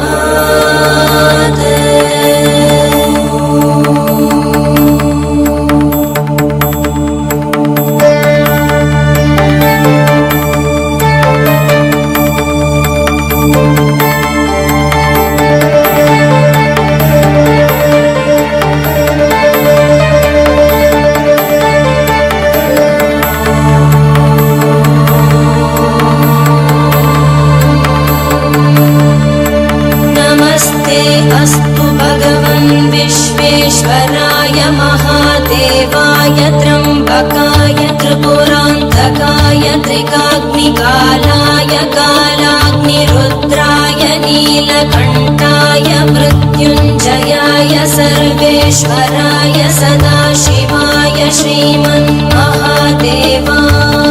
नमः।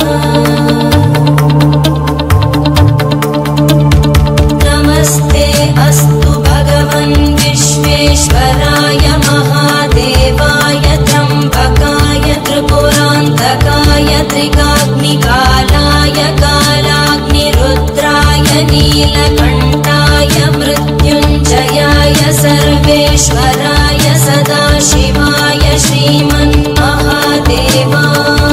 नमः। श्रीमन्महादेवाय नमः। श्रीमन्महादेवाय नमः।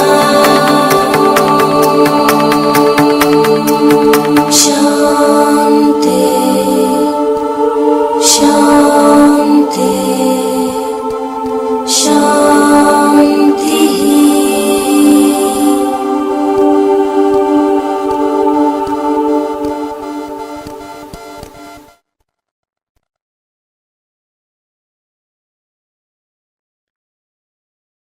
ॐ सत्यो जातं प्रपद्यामि सत्यो जाताय वै नमो नमः। भवे भवे नाति भवे भवस्व मां भवोद्भवाय नमः। वामदेवाय नमो ज्येष्ठाय नमः श्रेष्ठाय नमो रुद्राय नमः कालाय नमः कलविकरणाय नमो बलविकरणाय नमो बलाय नमो बलप्रमदनाय नमः सर्वभूतदमनाय नमो मनोन्मनाय नमः। अकोरेभ्यो तकोरेभ्यो घोरघोरधरेभ्यः सर्वेभ्यो सर्वसर्वेभ्यो Namaste astu rudrarupebhyah tatpurushaya vitmahe mahadevaya dhimahi tanno rudra prachodayat. Isanas sarva vidyanam Ishwaras sarva bhutanam Brahmadipati Brahmanodipatir Brahma Shivo me astu Sadashivom.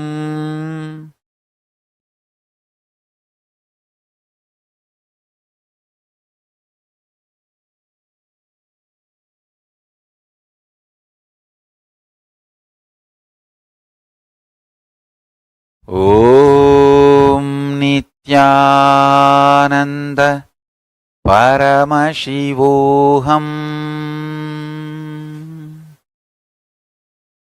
I bless you all to manifest Paramashiva. I'll continue in the further satsangs to explain each of the murtis, Sadashiva Murti, Tatpurusha Murti, Ishana Murti, Vamadeva Murti, Ahora Murti, and take you to the deeper levels of Paramashiva's experience. So now, don't miss the satsangs, next satsangs. That's one. Second, essence of today's satsang is universe is not obligated to make sense to us. Only we are supposed to be making sense to universe. And declare this to Paramashiva, your surrender and integrity. Request him to manifest in you and your life. So with this, I bless you all. Let's all radiate with integrity, authenticity, responsibility, enriching, causing, living Shuddhatvaita Saivam, Paramashivoham, the eternal bliss, Nithyananda. Thank you. Be blissful.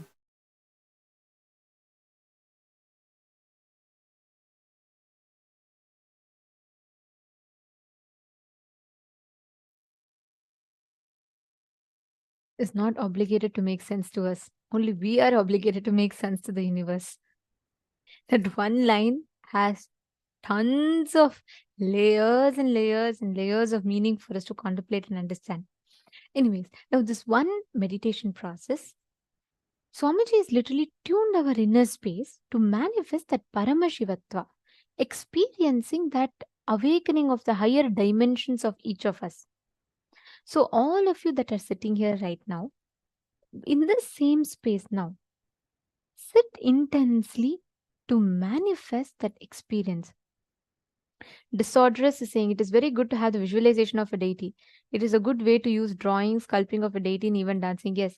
And like Swamiji said, when you visualize a deity, the dhyana shloka, and when you start drawing just by the visualization, what you ferment in your inner space, listen very carefully. Today, so many people draw. They visualize, like they draw celebrities and they visualize different things and draw. The more and more they're contemplating on something, right? That becomes a part of their inner space. That is why it is important what you meditate upon. If you constantly meditate upon a person who goes through their ups and downs, their ups and downs will affect you. In those days, in earlier on, all our activities used to only be centered on the divine. You're drawing, draw the divine. Sculpting, sculpt the divine. Everything, some way or the other, was centered on the divine because that doesn't have any human attribute or quality. So, how much ever you meditate on the divine, you're only going to become the divine. When they sculpt the deity, the dhyana shloka they listen to, it's so beautifully, each form is described, right? Like Shodashabda Yutam Kantam Suprasannam Smitananam, where the eternally 16 having such a sweet smile, like that, and it describes he sits on the white lotus and the mantra simhasanasinam, where he's sitting on this thing. So each aspect of Paramashiva was so beautifully described. Like for Devi, when they say Sindura Runa Vigraham Trinayanam Manikya Mauli Spurat Taranayaka Shekharam Trinayanam, each one is so beautifully described. So when you meditate on that, what happens? you automatically start constantly visualizing that form in your inner space. Automatically, you expand, you grow.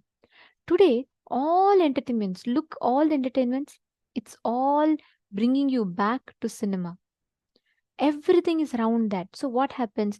Even a child, for its recreation, for its free time, it goes back to YouTube, surfs on YouTube. And all these content is constantly consumed. What happens? The inner space is meditating on only these things. Naturally, that is what becomes a reality because that's what they're fermenting inside them. All our life, what you ferment in your inner space, that's what you will manifest as reality. It is very important to know, to be conscious of what you're fermenting. If you ferment in your inner space, if you constantly cherish human emotions, violence based games, thinking, then that violence gets instilled in your system. If you cherish inside your inner space constantly the life positive cognitions, then that's what becomes a reality for you. So it really matters based what we are thinking, what we contemplate, what we learn. Are all of you understanding? Okay, today we have a very, very powerful initiation. We request all the participants to invite your friends, family members. Like Swamiji said, today we'll be having this exclusive session on Charya Pada, Kriya Pada, Yoga Pada, Jnana Pada. And moreover, we will be having this very special initiation where we'll be getting initiated into experiencing, awakening the subtle brain grooves in us. And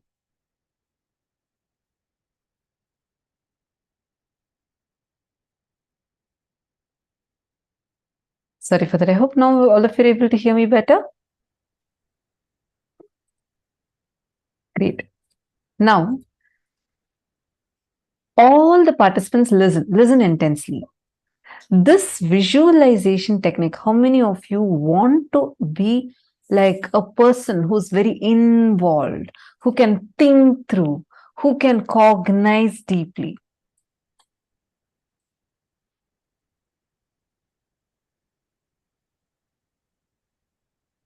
This practice of visualization, visualizing, just try this practice that Swamiji has given us, visualizing the 25 heads of Paramashiva. That itself can awaken your brain cells. In Gurukul, we used to have this Vakya. I was very new at that time. And I always thought that these higher level truths, higher level cognitions, people who are much senior to me and people who have been listening to these, they can talk. But I used to feel like, I may not be able to cognize these. And because when I entered Gurukul, kids as young as 6-year-old, 7-year-old, they sit and talk about consciousness, how the consciousness is ever expanding, cosmos does not have an end, and talk about what is ultimate but not final. And like, it's something, it is so beyond me. I used to think like, oh my God, all these kids are so intelligent in Gurukul. This is when I came like totally new. I was completely new. I did not know about Swamiji. I did not know about any of Swamiji's teachings. Even the basic 4 tattvas about integrity, authenticity, responsibility, enriching, I learned only after like coming and joining Gurukul. I did not know about any of these before. So it was like, I had this fear in me, like as to, I may not be able to grasp the kind of things, how the other kids are all talking.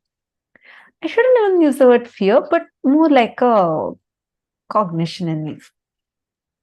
Few days later, we had, like Swamiji was talking in satsang about Vakyatasadas, the importance of Vakyatasadas, where you actually, it's more like it's not exactly a debate. In debate, there are 2 teams. One team tries to prove what the other team tells is wrong and tell their points. That's the way usual debates happen. Here, Vakyatasadas is slightly different, because here you are debating on things, but there is no It's not to prove the other person is right or wrong. It is to go deeper into the truth. So we discuss. It's discussion, debates, and experience sharing. With all of that, Swamiji will give a subject every day in Satsang. Swamiji will announce today's subject for Vakyats this is. And Swamiji will give a powerful cognition, and then we'll be discussing over it and contemplating on it. It'll be a live show. So when Swamiji started, when initially started about Nithyananda has posted, I remember it too, especially on Upanishads. Yes, I'm talking about the Upanishads time. That's my favorite time, one of my favorite times, Ishavasya Upanishad. So we were just learning about Ishavasya Upanishad in Gurukul. So Swamiji had told us the first day in satsang that I want my Gurukul kids to start doing Vakyats. Like, okay, probably, there are kids who've been very senior to me. They've been here for like so many years. They're going to be starting the Vakyas. I really did not even cognize like I'm going to be a part of it or anything. So happily, I'm sitting and eating dinner with all of us eat dinner together. We all were sitting in the dinner hall. Then like happily, I'm getting my dinner plate and I'm like eating. And suddenly the mentor who was choosing, she came and she announced first, she gave the context of what Vakyats this is. And first person she's choosing was me. I was like shocked. I said, no, I don't think I can do it. She said, don't talk anything, just take your plate and go assemble over there, like settle down there. I was so afraid. I was like, oh my God, what? Why am I being chosen? And like the first person. And then many other kids were also chosen. This is like one batch of kids were chosen. And she said, okay, come on, now you guys are going to start Vakyats this. I was like, no, I can't, I don't even know this. I can't talk all this. These are too high for me to even be able to cognize. Suddenly, like, I felt like I'm being called here, like, I won't know. I had so much of resistance. She didn't tell me anything at that time. She just said, do you want to experience what Swamiji is telling as your experience? I was like, yes. Then she said, just sit, Swamiji will flow through you and talk. Okay, so we were all still sitting here in the hall.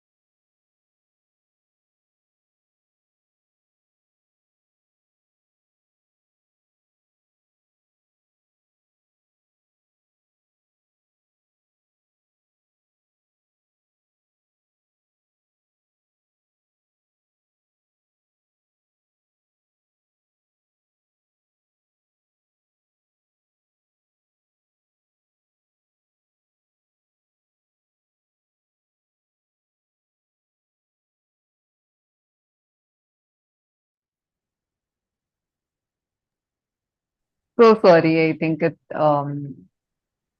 we had a small technical glitch. Now I hope all of you are able to hear me. Okay, I was just sharing about so I think I'll continue from where I left. We were all sitting, so my mentor came and asked me in Gurukul. She asked me, don't you want to experience it? And I was like, yeah, I want to also experience. She's like, just sit, Swamiji will flow through you. I was like, okay, fine. And we all were sitting. So that time, I was sitting in the hall, like the meditation hall, where we also, like, there's dinner hall, and then that's where we all discuss, where workshop and all happens. I'm sitting there with the other kids. All of a sudden, Swamiji walks in. And Swamiji says, come on, you guys should start live shows. I am like, what? Live shows? I'm here sitting thinking, I can't even cognize this. We have not even started. The Vakyatsa's discussion has not even started properly. We just started with Sadhguru Vandanam, and in just few minutes, Swamiji walked in and told that you guys start the live show. And in Gurukul, anything Swamiji says, it's like you immediately do it like right away. So I actually, in the beginning, I thought, okay, probably we'll start it in a few days. The mentor was like, oh yes, Swamiji, we'll do it immediately. And she just told all of us to get up and come, let's go to a TV show. I was not ready at all. I was like, no, this is like impossible for me to do. I had like so much of, I didn't really have a fear, because even before this incident itself, there's another incident through which, like with Swamiji's blessings, that stage fear in me broke. So this time there was no fear like to talk publicly. That wasn't the thing. My fear was mainly like I had a lot of resistance, thinking, how am I going to even cognize this? This is just going to be too much. How am I going to even cognize this? And then we all go and sit. I asked the other kids, hey, how we don't have any preparation and we don't even know what you're going to talk. And all of them kept telling, Swamiji will flow through, don't worry. You just, what is the subject Swamiji gave to us? Let us start with that. We sat, I remember this so clearly. Even now, these shows are available. The recorded shows of these are available. We sat, and then Swamiji blessed us to start. That's all. It's all of a sudden. The questions people are asking, like we ask each other questions and share our clicks. I just saw very clearly, like literally, it was like my brain is expanding. The more and more we started talking, doing the Vakyasas, just trying to cognize these truths, more and more of it revealed itself. So I understood I actually did not need some prerequisite spiritual knowledge. I didn't have any such, like, already some spiritual knowledge I had or something like that. No, nothing was there. I was like a teenage kid who had zero introduction to any of these things. And I'm like coming blank and I'm sitting there. But the way the kind of cognition started happening, even when other kids started asking questions, very clearly I saw till that moment, no answer. I would not know that question's answer. But when we are sitting in the Vakyasas, suddenly it will be like Swamiji will reveal the answer inside. And it'll be so good. All of us will start going deeper and deeper and deeper into the revelations. Like why I was sharing this is because many times we'll feel, oh God, this is going just above my head. This is just too much. I can't even cognize, right? Every time you feel that, start having a Vakyasas. Start asking questions. Start sharing your clicks. Then if someone is asking you another question, answer to them. Tell, this is what is my understanding. See, one other fear we all go through is, how do I know if my understanding is right? How do I know if this is the right thing that I'm even supposed to understand from this? All that cognitions, leave it aside. Just understand this one thing. Inside of you, be very, very, very clear going forward, whatever clicks and cognitions you're getting, start posting it here and start interacting with that. Meaning, you start asking your questions on that, start sharing your clicks on that. Suddenly, you will see, you will become like your brain will open up so much. You'll start, you'll feel like, oh my God, this is just expanding, expanding, and expanding. Like, try cognizing infinity. Every cognition Swamiji tells in satsang, try it. Like, just play with those cognitions. You will see how suddenly you'll, even before Swamiji reveals something in the satsang, you will feel like Swamiji has already revealed that to you inside of you. How many of you here already had this as an experience? Understand, all of you, that is because your brain is expanding along with the consciousness. See, many of you posting, yes, me, I have had it. Yes, yes, yes. Understand? It's only because you see, now use this time to start cherishing more and more of the powerful cognitions. Like when you're listening in satsang, and Swamiji is saying that cognize that 25 heads of Paramashiva, really sit and cognize it. Take some time to sit and actually visualize it. You will see the amazing impact it will have on your brain and how powerfully you'll feel so much of expansion, expansion, expansion.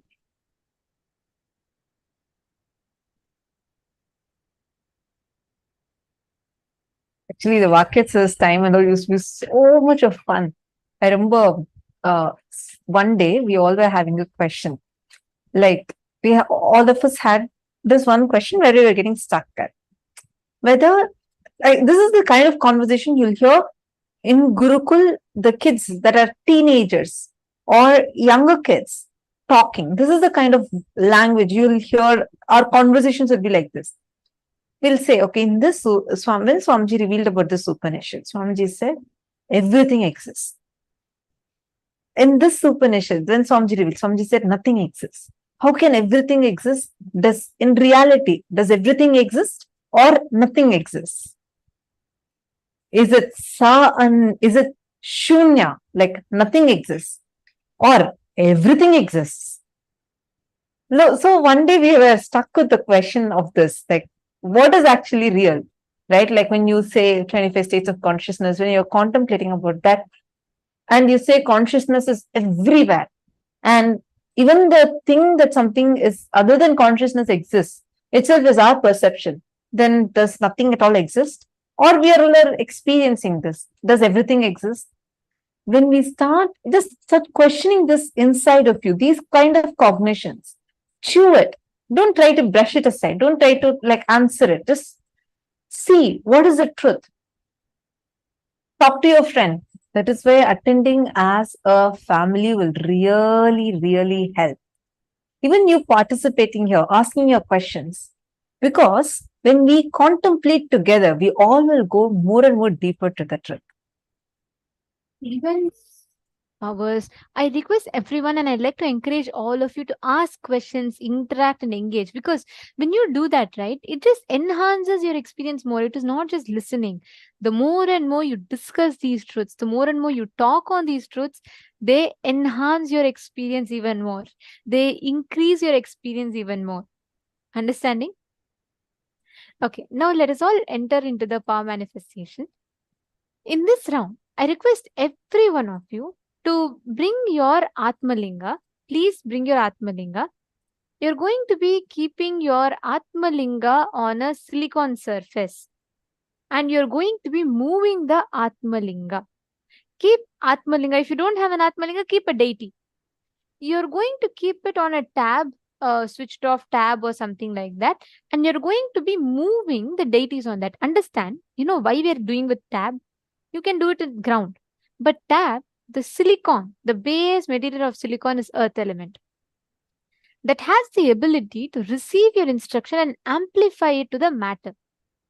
So when you sit and put it on the deities on the tab, actually you will see receive your instruction, amplify it and push the deity or Atmalinga forward. It's a very easy science that you can manifest. So sit now and just as long as you're comfortable, put this thing on this. Actually, can you all see here? This is from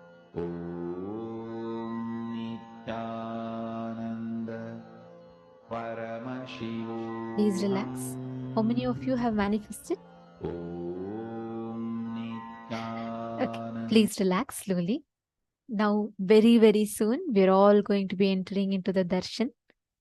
And we are going to be entering into the next session where we understand about one of the most important universes. We are going to be now learning about the frequency universe.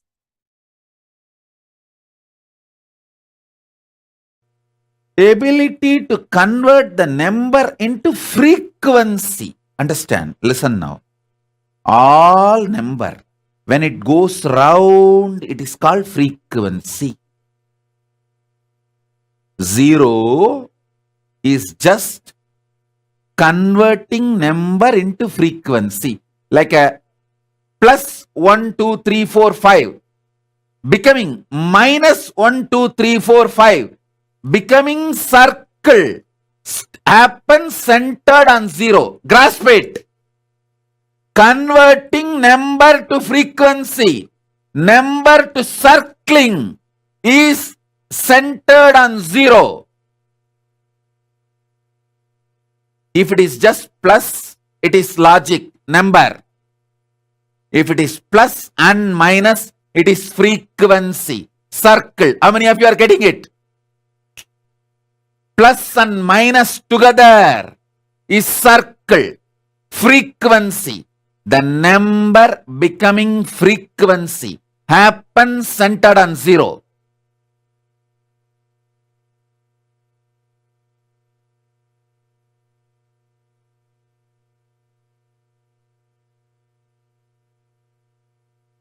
That's the next universe.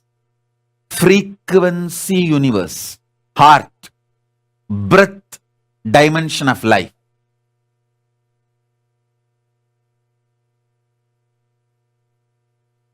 Number just flowing, linear motion is length, logic.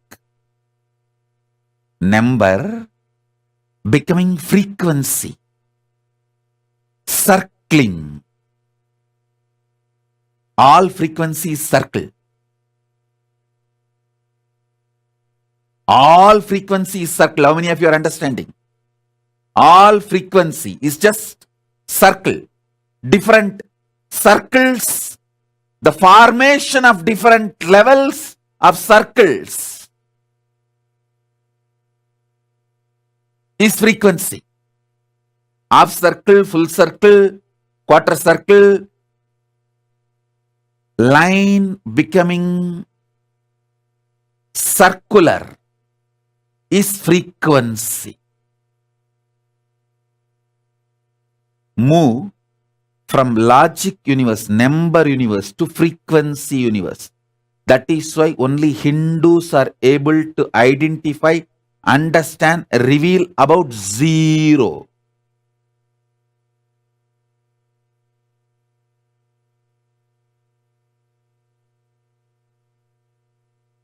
Because it is centered on 0, logic becomes frequency.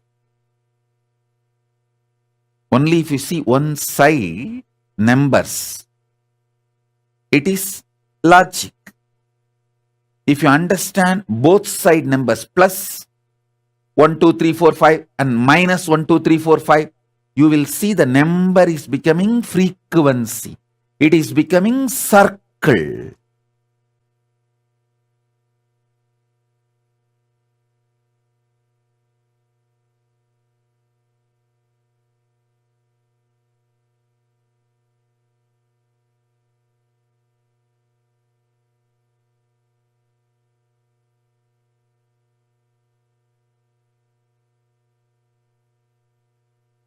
Digit becoming mother tongue, getting processed, the result again becoming digit is only the number universe. Digit becoming mother tongue and your emotion frequency, which is deeper than your mother tongue, getting processed as frequency again getting converted into your mother tongue and becoming number is the next parallel universe called frequency universe. Is zero is Purna? No. Zero is not Purna, it is Shunya. When zero becomes frequency, I'll give you this example. Listen. See, this is zero. This is Shunya. But when it vibrates, it becomes infinity. That is Purna. Zero, when it vibrates, it's Purna. Purna, when it is dead, it is Shunya, zero. Zero, when it vibrates, when it becomes frequency, it is Purna, infinity. Understand? Zero, when it vibrates, it becomes infinity. Listen to the next important thing. Listen to this. This is too important.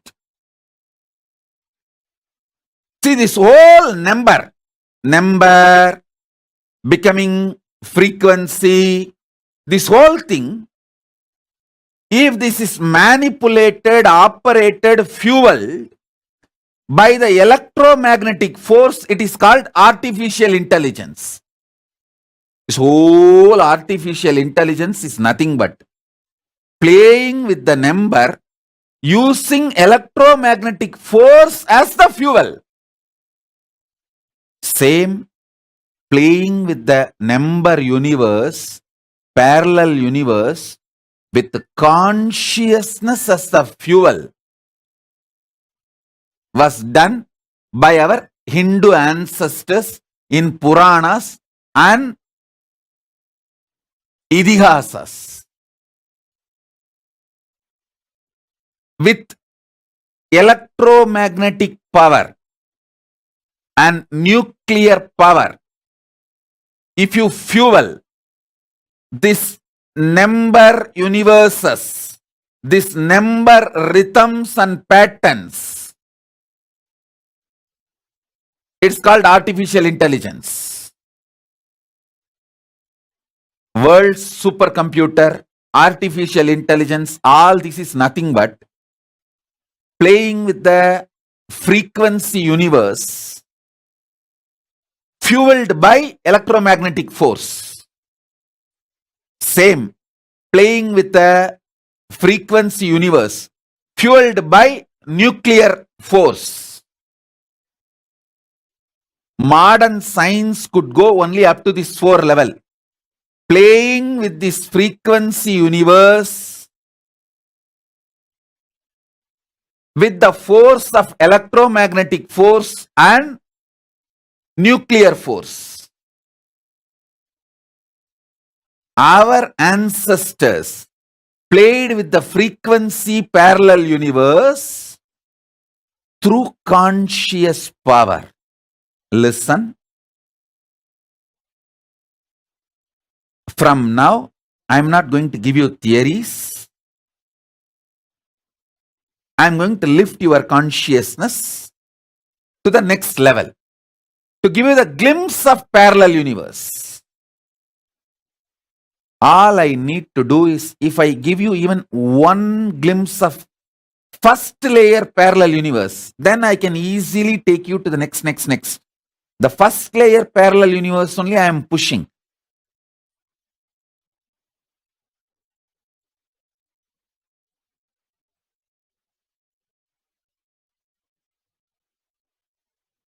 This first understanding about number universe and frequency universe. If you are able to grasp it, raise your hand. This idea of number universe and frequency universe. Raise the hand. Great. Now, fueling the number universe and frequency universe with the electromagnetic force is artificial intelligence. How many of you are understanding this? All this supercomputer, everything is nothing but playing with this frequency universe with electromagnetic force. That's all. I have defined the whole supercomputer, artificial intelligence, in this one line. How many of you are getting it? This one line is the definition of the whole artificial intelligence. Supercomputer, everything. Fuel it, empower it with electromagnetic force. It is artificial intelligence. If the same is empowered by consciousness,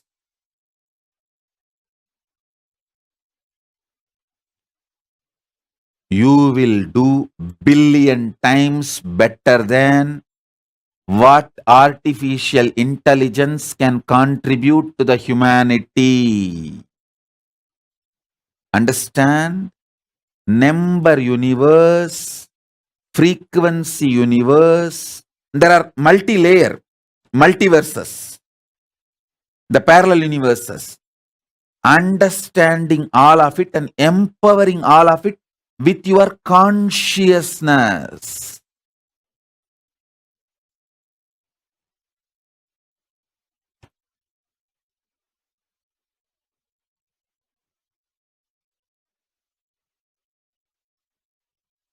The Pushpa Vimana Ravana used and all is the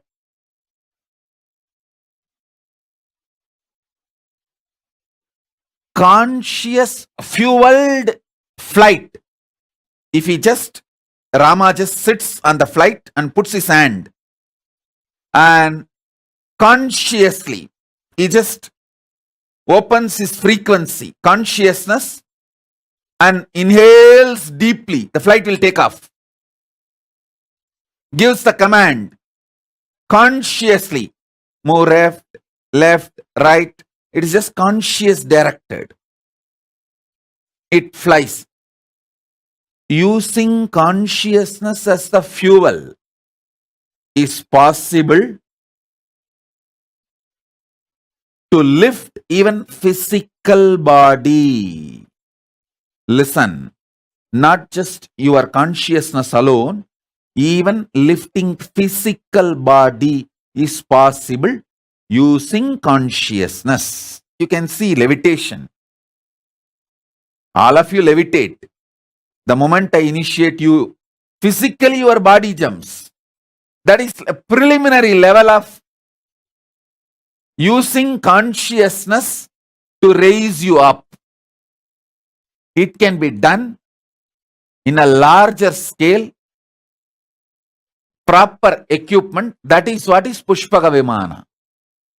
Why conscious fuel is important than the petrol, white petrol? Because with white petrol, you can go only up to certain height. With consciousness as a fuel, you can straight shoot up to the different time zones. Move to different time zones. See, if you go to the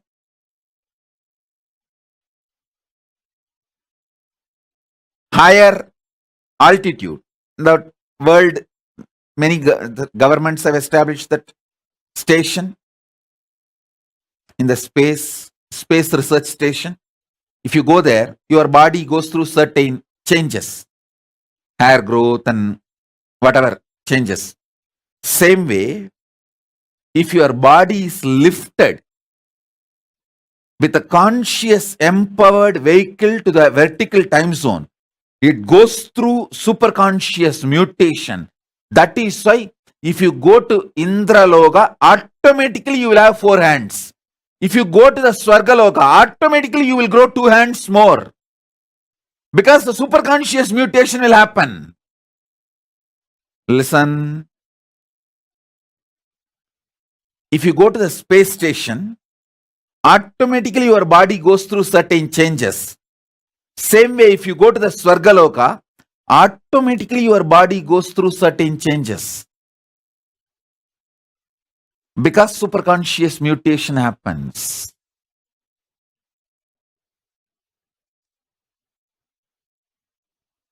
Understand this step by step.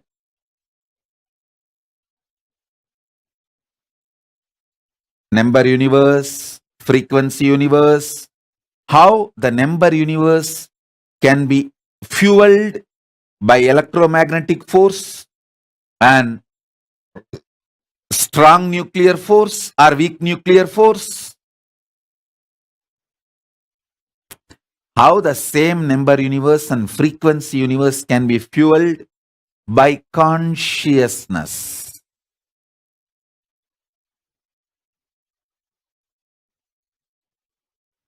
How it can be fueled by consciousness.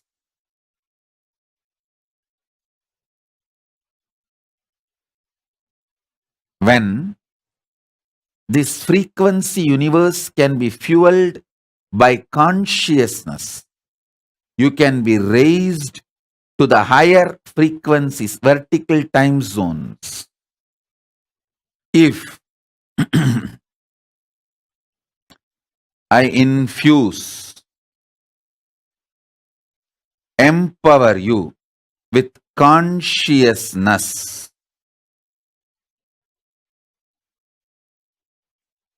and lift you to the vertical time zone, higher zones,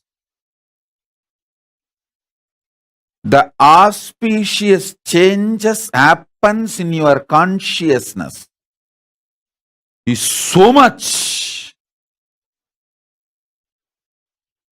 It does unimaginable superconscious mutations and manifests positively in your inner space. That is what I am going to do now.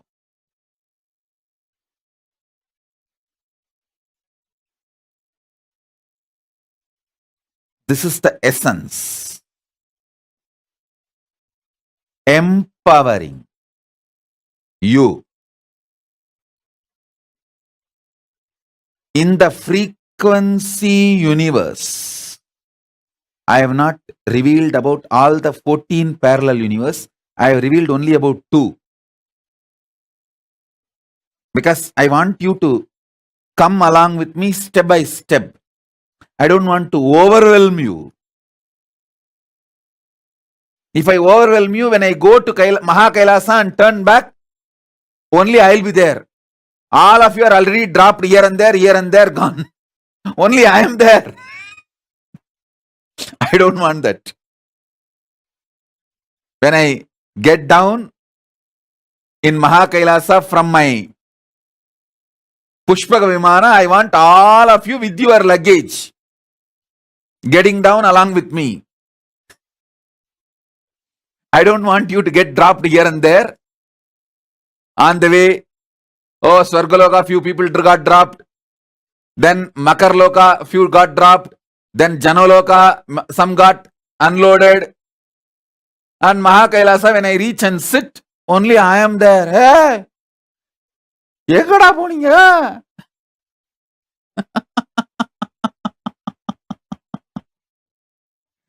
பாதியிலே bus விட்டு இறங்கிட்டீங்களாடா?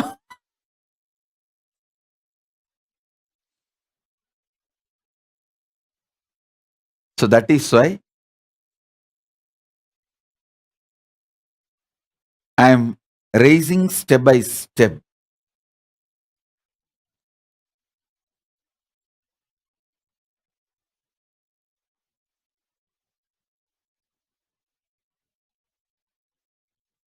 How many of you used to have a vivid experience that you can fly when you are a child? It's not like a dream. Sometimes it will be vivid experience. You can really fly.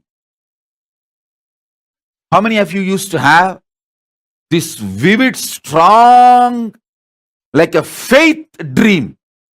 See, in the dream you may see, but you will strongly really believe even after waking up it is possible for you. How many of you had that kind of experiences?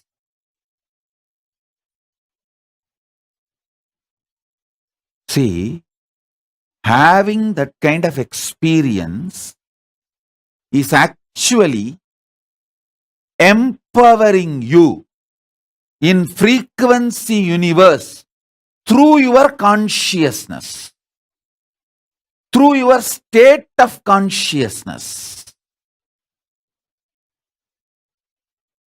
It's one of the capacities, positive conscious capacities.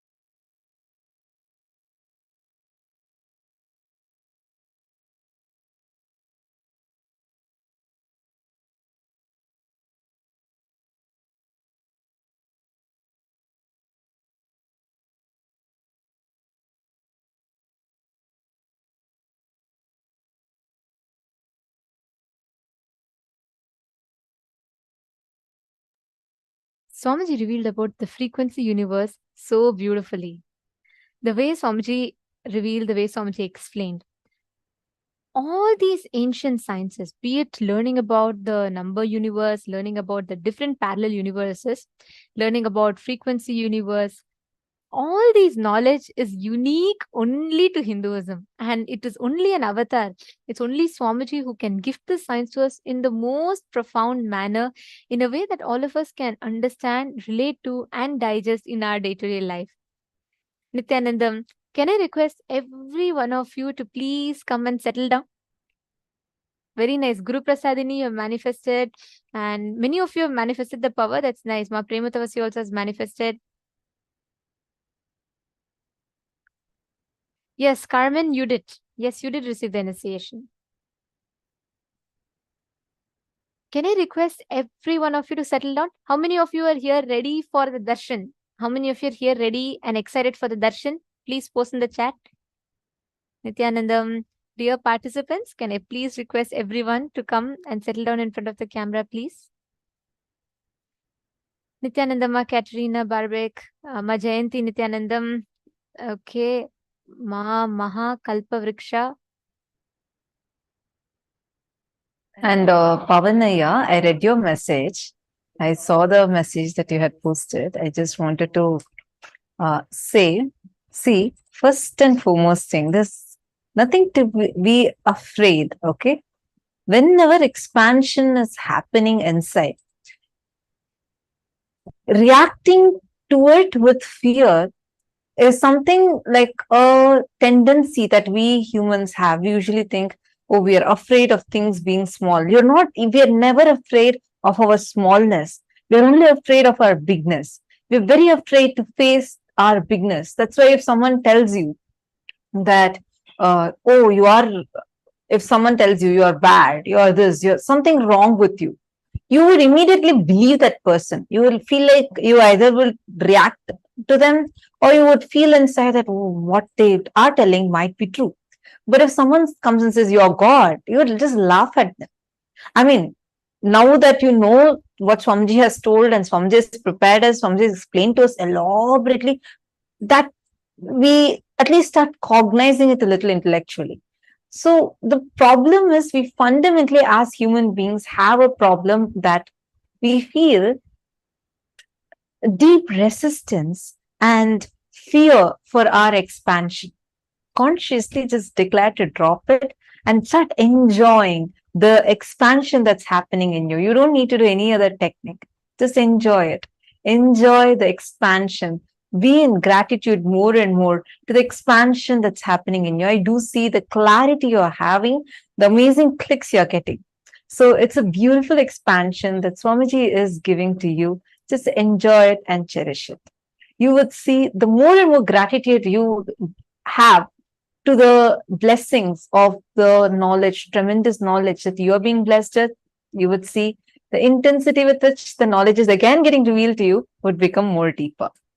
And this whole time, once again, like the whole Paramashivam is happening in the most auspicious of times. It is this time where the Navaratri, the grand Navaratri celebrations are happening, starting from the 14th of October, where each day, the Navaratri actually means 9 nights of intensity, where the divine cosmic mother makes herself available, easily accessible to the whole world. Swamiji very beautifully explains, Parashakti is that manifestation where ultimate love and compassion, like a mother. That's why she's a cosmic mother. Even if you want to do something and you just pray to her, you just tell, look, Ma, I can't do anything. You just take care. You please make sure everything is happening properly. Even if you just ask her one simple thing, she will rush to attend to you. She will rush to make sure everything is being made available for whatever you need, all the requirements. And Navaratri is a time where that intense cosmic energy, the divine feminine energy, becomes available and accessible every single day. The 9 nights of intensity, it is called. And we are just few days away from the beginning of Navaratri. And we are already having actually people from across the globe are pouring in for offering sevas for Parashakti, Devi Paramashiva Shakti during Navaratri. The most beautiful thing is here, the offerings that are done to Parashakti are done in the most authentic way. Swamiji literally, understand the deities that you see in the Kailasa temples. They are not just idols. They are not just stone carved and kept over there, or the metal carved in that shape and kept over there. They exist because there is a very special, unique process called as prana pratishta. Breathing life into the deities is done directly by the avatar himself. This prana pratishta process is something very unique to Hinduism. Sanatana Hindu Dharma has been far advanced than what our modern day science is able to even fathom about.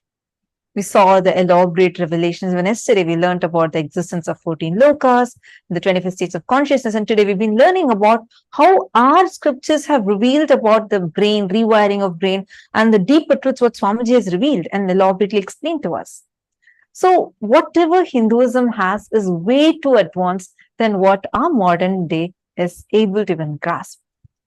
One such advanced science is birthing of the deities, where the gods, goddesses who exist, really exist in the parallel universes, their deities are created and their energies invoked into the deities such that the very consciousness of those deities of those gods and goddesses start reflecting in these deities.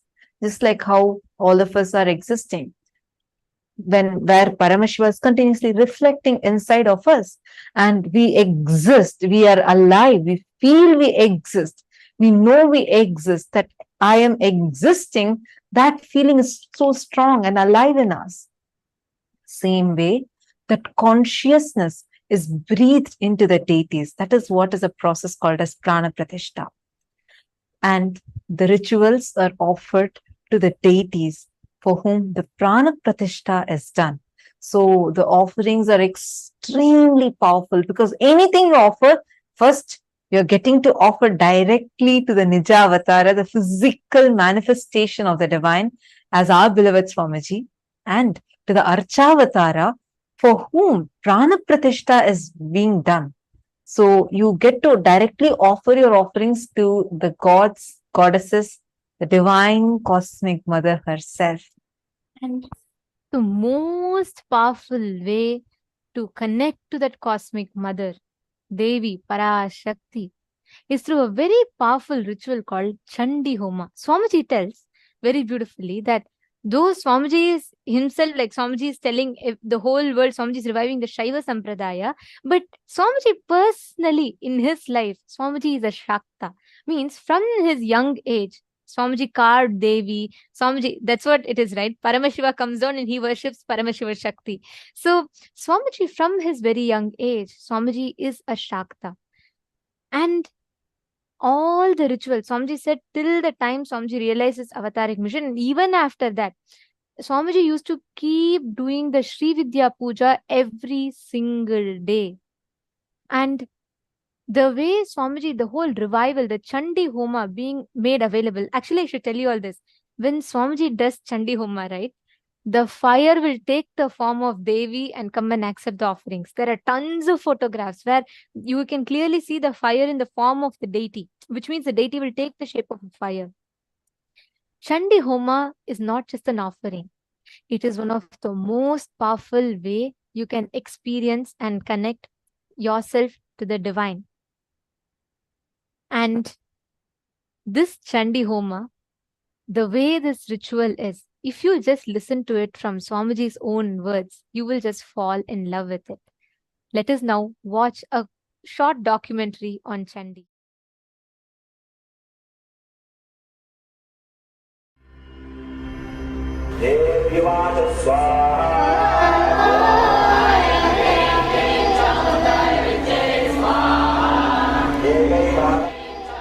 I tell you, I am chanting Chandi from the time I remember me. Maybe at the age of 2 or 3, I heard Chandi being chanted, then started chanting. I chant Chandi from the age of 2 or 3. First listening, then chanting.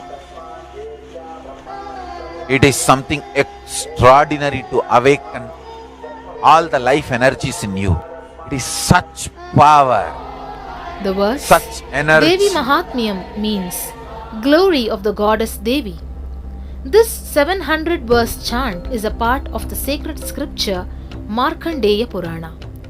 It extols Devi as the mother Chandi, who is the glorious embodiment of goddess Durga, power, goddess Lakshmi, abundance, and goddess Saraswati, knowledge. This chant is also called Chandi or Durga Shaptasati. It is chanted for us to destroy our inner negative thoughts and demonic tendencies and emerge as the divine embodiment of Devi, manifesting power, abundance, and knowledge. The Devi Mahatmyam describes a time in human history when negativity and destruction pervaded planet Earth, symbolized by demonic energies. All the gods prayed for Devi Parashakti to destroy these demonic forces. Devi Parashakti assumed a ferocious warrior form and slayed the demons through illustrious battles. In the divine life of the Supreme Pontiff of Hinduism, Jagat Guru Mahasannidhanam, His Divine Holiness Bhagavān Nithyananda Paramashivam, chanting Chandi and offering the Chandi Homa is one of the most intimate practices which he has done as a part of his personal worship and a part of his guidance and teachings for millions across the world, including thousands who seek to experience the same oneness with Parashakti which he radiates. In the Vedic tradition, there are two literature, two 700 slokas, which can directly give you to enlightenment. One 700 sloka is philosophy, Bhagavad Gita. The other 700 sloka is technique, Chandi, Sadashiva. Bhagavad Gita is linguistic importance. Understand, try to practice. Chandi is phonetic importance. Just reciting, it can lead you to enlightenment. With Chandi, it is working on sound, just a very phonetic sound. Chant or listen, enough. Work happens inside you. That is the ultimate sound vibration. When you recite, you can feel inside your body that creativity getting expressed.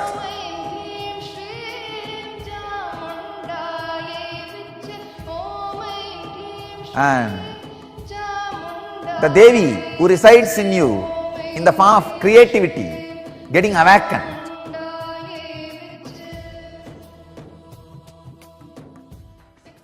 Today, revered and worshipped as the Pushpa Samadhi of His Divine Holiness and preserved in the sovereign archives is the Devi Mahatmyam book, which was used by His Divine Holiness from around the year 1995 in the preliminary years of his mission, when he was volunteering in the Ramakrishna Mutt in Mylapore, Chennai. Beginning on the 31st December 1999, His Divine Holiness experienced the first great pause, where he was radiating an intense space of superconsciousness. During this time, Paramashiva was preparing the body of His Divine Holiness to uplift the cosmic consciousness itself to the next level. Due to this, His Divine Holiness was eating very little and not talking or even moving around. After this intense, vibrating energy settled down in his body, His Divine Holiness auspiciously began creating the Satya Sankalpa, the conscious will, for the revival of the Hindu nation of Sri KAILASA, what would be the only Hindu nation and the great enlightened civilization on planet Earth once again. His Divine Holiness conducted the Chandi Homa to authentically and ritualistically create the Satya Sankalpa and manifest Sri KAILASA into reality. His Divine Holiness initiated a group of 9 individuals into the tradition of Devi worship in preparation to perform the Homa.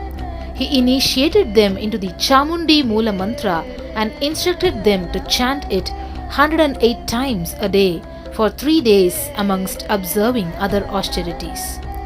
On the date predetermined for this Chandi Homa, the 7th of November 2000, as His Divine Holiness arrived at the entrance to the temple, the Divya Prabha, the divine light around him, was captured in a photograph. For 12 hours, 4 am to 4 pm, His Divine Holiness conducted the Chandi Homa that day. During the final Purnagudi offering, Devi herself appeared and accepted the offerings of His Divine Holiness. After the Homa was over, His Divine Holiness gifted each one an energized Sri Chakra and gave personal blessings to all. One of the 9 individuals was Ravi. Ravi Ayya remembers how His Divine Holiness revealed where Devi Parashakti herself did tapas and guided Ravi and the other temple administrators to build a temple in this area for Parashakti.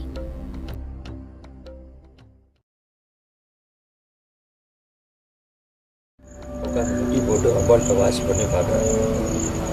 அதை வாசி பண்ணி பார்க்கும்போது எந்திரிச்சிட்டு அவர் மனசில் ஒரு ஆனந்தம், அந்த முகத்தில் ஒரு ஜேஜஸ் எந்திரிச்சு நின்று ரொம்ப நல்லா இருக்கே அப்படின்னு சொல்லிட்டு என்கிட்ட சொல்கிறார். அம்பாளுடைய ஒரு நவசண்டி ஹோமம் பண்ணுங்க, அதை நானே முன்னே நின்று நடத்தி வைக்கிறேன், நானே செய்கிறேன், உட்காந்து செய்கிறேன். இது வைதிக முறையில் இல்லை, சாதுக்களுக்கே உரியதான தாந்திரிக முறையில் நான் நவசண்டி ஹோமத்தை பண்ணி வைக்கிறேன். உங்களுக்கு வேகமும் கிடைக்கும், உங்களுக்கு பலமும் கிடைக்கும், பணமும் கிடைக்கும், எல்லாமே நல்லபடியாக செய்வீங்க.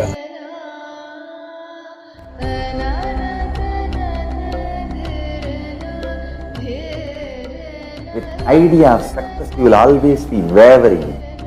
With idea of excellence, you will always be grounded. If you see the earliest photographs, videographs available to us, me conducting any public event, public programs, or my enriching activities, me doing Chandi Homa in Tiruvannamalai and Kaundappadi.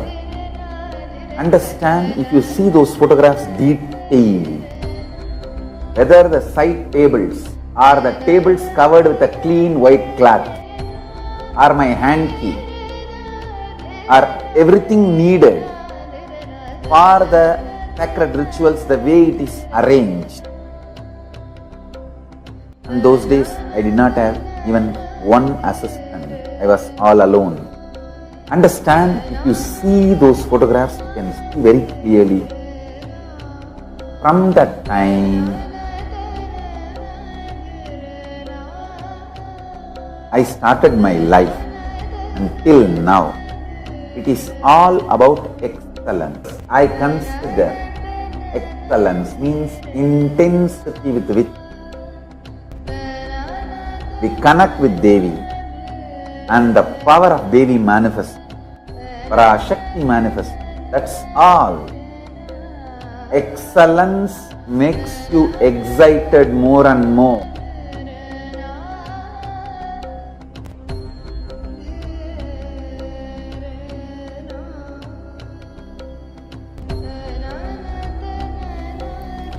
This same intensity and excitement is today felt all over the world in the hearts of millions of people. The conscious resolution, the Satya Sankalpa that His Divine Holiness made in the year 2000 with this Chandi Homa has blossomed into fruition into a full-fledged nation, KAILASA.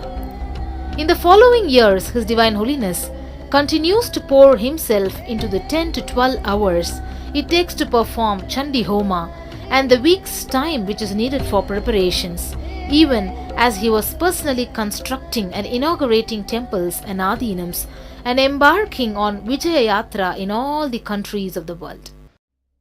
I used to follow Agama fanatically. I will not allow even a small bit of paper or a plastic or anything to fall into that Agni. Once I invoke the god or the goddess in the Agni, There was a time in 2001 till 2003, I myself will go to devotees' houses or temples and personally do the homas. Sometimes 10 hours at a stretch.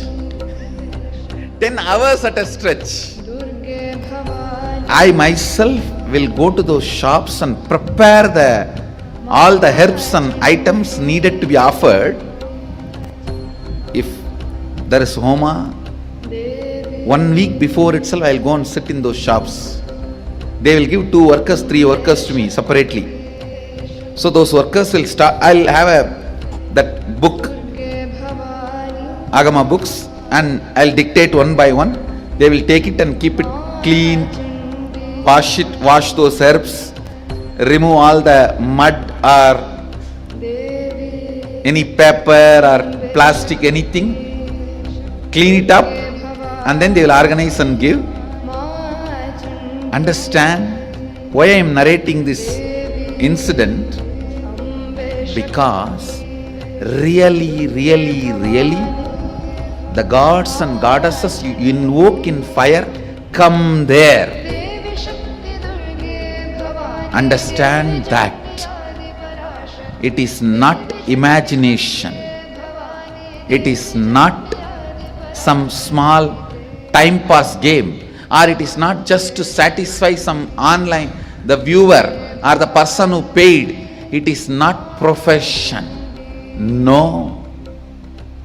Understand, when you utter those sounds, invoke them in the fire, they are actually invited there. Chanting the Chandi is a powerful method of connecting with the universal consciousness. The 360 Shaktis, as well as the hundreds of mantras, the mandalas and yantras, are embedded in the sacred lines of the Chandi, which invoke the divine forces to uphold the balance of the world and give a superconscious breakthrough in individuals. In the Chandi Homa conducted by His Divine Holiness, the very one who embodies the Shiva Jnana Bodha does the Bodhaka Kriya, the offering of the sacred ritual. Especially when conducted by the incarnation of Paramashiva, the Chandi Homa has the power to uplift humanity itself with a superconscious breakthrough through awakening of the sacred feminine cosmic mother energy inside each being. That's a beautiful sloka in Chandi. Yadevi sarvabhuteshu matru rupena samstita namastasyai namastasyai namastasyai namo namaha. O Devi, who is residing in all whatever exists, sarvabhuteshu matru rupena samstita, in the form of ultimate creativity, mother, matru rupena samstita, who is residing, namastasyai namastasyai namastasyai namo namaha. I bow down, I bow down, I bow down, I surrender. Through this Chandi Homa, His Divine Holiness is actively reviving the powerful feminism, the original Hindu feminism. During one of the final offerings of Chandi Homa, 9 young girls, 4 boys and 9 married women are worshipped as the Navakanya and Vaduka Bhairavas and Navadurga. The unique phenomenon that makes Chandi Homa being offered in KAILASA so special is that all of the Suvasinis, the Kumaris and Bhairavas are initiated to manifest the Shaktis by incarnation of Paramashiva himself, His Divine Holiness. Each of them are literally radiating the superconscious energy and mirroring the higher brain functioning of His Divine Holiness. Understand? My tapas is not inspiration for you to do tapas. It is initiation. Understand? I have not done tapas for myself. I have done it for you. Now, the Devi is available. Sit with that one powerful cognition. All the life energies put together is Parashakti. Let Parashakti manifest in all of us and awaken all the life energies.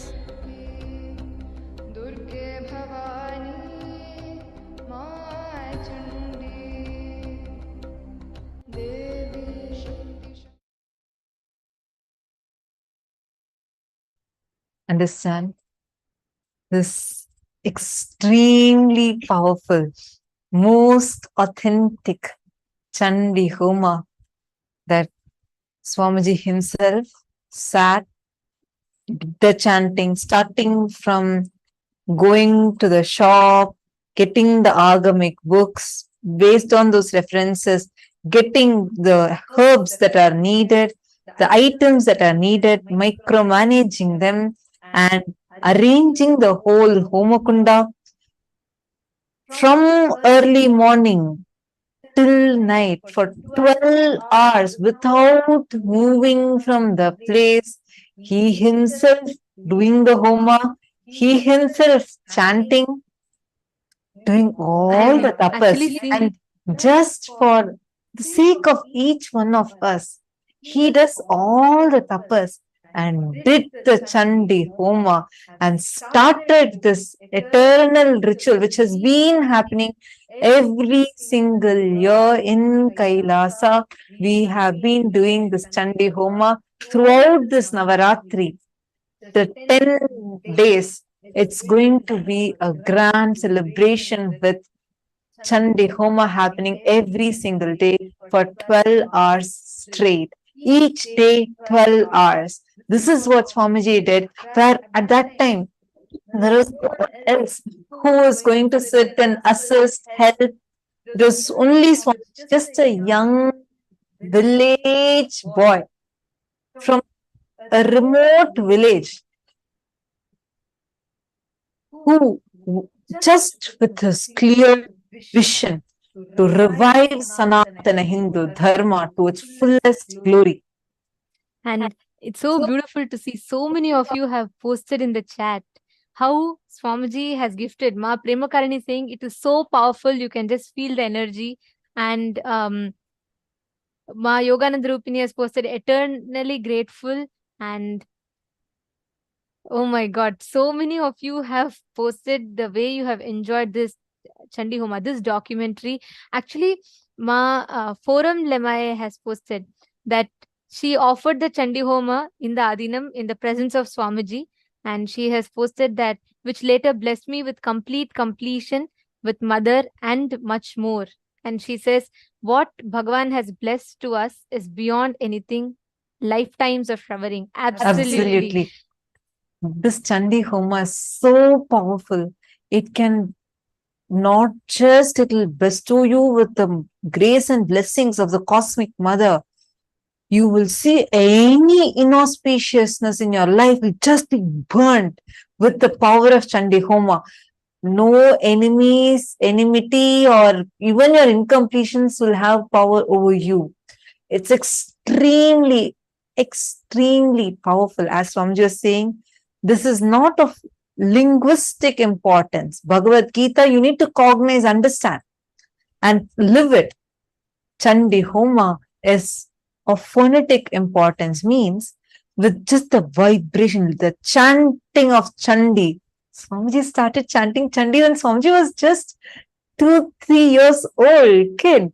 From that time till now, this performing Chandi Homa, and that too in the most authentic way, whether gathering the 108 herbs that are needed and getting everything. We all saw, right? Like how grandly Swamiji was offering the Chandi Homa.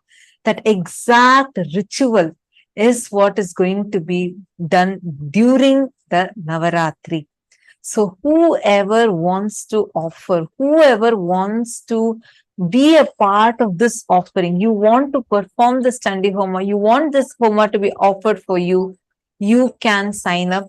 Take a moment, go to kailasa.org, even kailasa.org/payment, And that's the sign up link. You all can click that sign up link and just register yourself. Our team would immediately reach out to you and help you with how you can offer. And anyone who is interested, all the participants and viewers that are interested, you can just post here in the chat. Actually, Ma Aina has posted. She said, it's so beautiful to see Paramashiva offering rituals to Devi Parashakti. Absolutely. Imagine Paramashiva himself has come down and Paramashiva himself is doing the rituals for Devi Parashakti. That itself, like Swamiji said, it's not like a profession. It is an experience. It's a divine connection. You can literally touch, feel, and experience the divine energy in front of you. Chandi Homa is one of the most beautiful ways that you can connect to the divine cosmic mother. See, there are tons of rituals you can do. You can do in any other places. But the end result, ritual itself is powerful. Many times we are not sure if the ritual, the person who's offering or the way the ritual is done, how authentic it is. Because now there are like hundreds of options available and we don't know. But here, Paramashiva himself accepts, Paramashiva and Parashakti themselves accept. You can be like 100% sure that your Homa has reached to the right source. And you can be 100% sure that the way the rituals are done and what rituals are done, each of them are personally micromanaged by the Supreme Pontiff of Hinduism himself. Actually, you all could see in that video, there was a clipping where they showed when Swamiji was walking. Even as the Homa was happening, Swamiji was actually sitting in the Simhasana and Swamiji was saying the corrections. Swamiji did. He himself sat, did the rituals for hours together and showed. And not just that, even when the sannyasis are getting trained, Swamiji himself will sit next to them, make sure every inch is done authentically. To this day, Swamiji himself micromanages. That is why you can be sure, one, what you're offering is directly reaching to Paramashiva and Paramashiva Shakti. They themselves have physically come and accept your offering. And second, you can be sure that every step of the process is done exactly authentically as per the Agamas. Every one of you, this Navaratri is the time to connect with Devi. Navaratri, these 9 nights of Navaratri is the time for you to connect with Devi Parashakti. So understand, the next 9 days, anybody who wants to offer Chandi Homa, this is the best time. These 9 days of a year, this Navaratri is the best time you can connect to Devi Paramashiva Shakti. Any one of you that want to offer the Chandi Homa, you want to offer any rituals, there are multiple rituals available. You want to offer any rituals to connect, please go ahead. You all can sign up in the link as shown. And the support desk team is continuously available and you all can click the link and they're posting the link in the chat. You all can head to the link.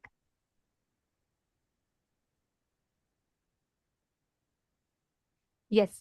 Now, all of us, every one of you that listened to this and enjoyed the experience, or many of you have posted how you enjoyed the way that whole documentary, seeing Swamiji offering rituals and especially understanding about this Chandi Homa. Please understand, with Paramashiva, when an avatar's energy is there, it is not just a mere ritual, but a very powerful way to experience the divine, to experience the way the divine manifests. Now, every one of you that are sitting here, connect intensely, and anyone who's feeling like, oh my God, I really resonate with this. Let me offer this for Swamiji. This is like once in a year only it happens. And especially now, if you are sitting here and listening to this, that means this is the call for you. Use this opportunity to connect to Devi Paramashiva Shakti and the Nijavatara of Paramashiva Shakti as our beloved Swamiji. So all those who want to offer the Chandi Homa, you all can let us know in the chat. Take a moment and you all can let us know in the chat. And the link is also going to be projected so that all of you can sign up.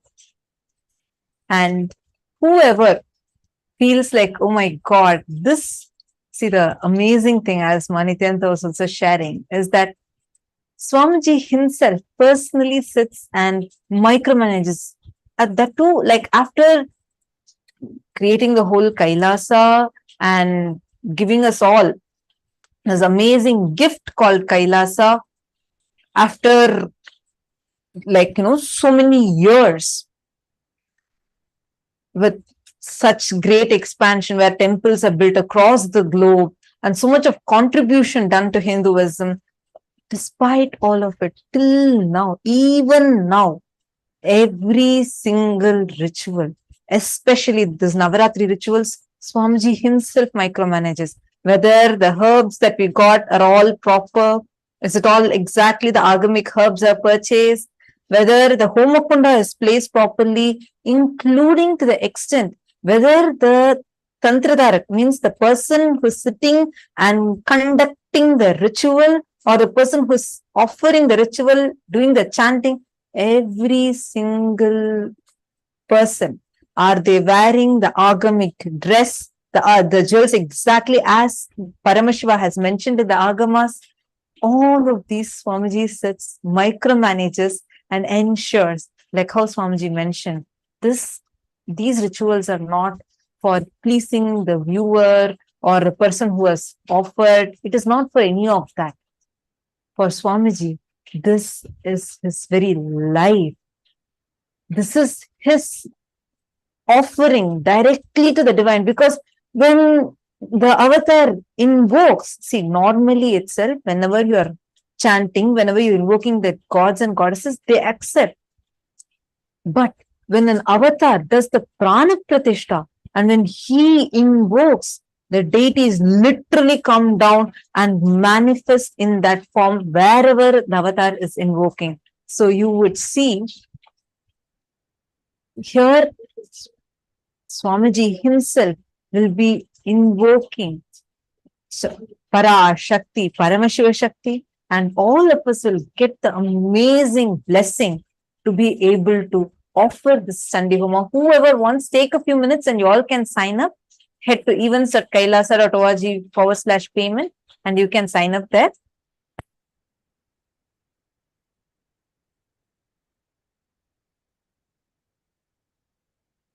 Now, it's time that all of us prepare ourselves for the darshan. And today, as all of us know, we are having the darshan of Bhagavān Sadashiva Murti. And now let us all prepare with chanting the Dhyana Shloka of Bhagavān Sadashiva Murti. Take a few minutes, and yes, anyone wants to have any clarification, you want to know further details, you all can post in the chat. Just post in the chat, I would like to offer Chandi Homa, or you would like to know more about Chandi Homa. Our team will reach out to you and they will be able to guide you further and answer all your queries. Yes. Now let us chant the Dhyana Shloka of Sadashiva Murti.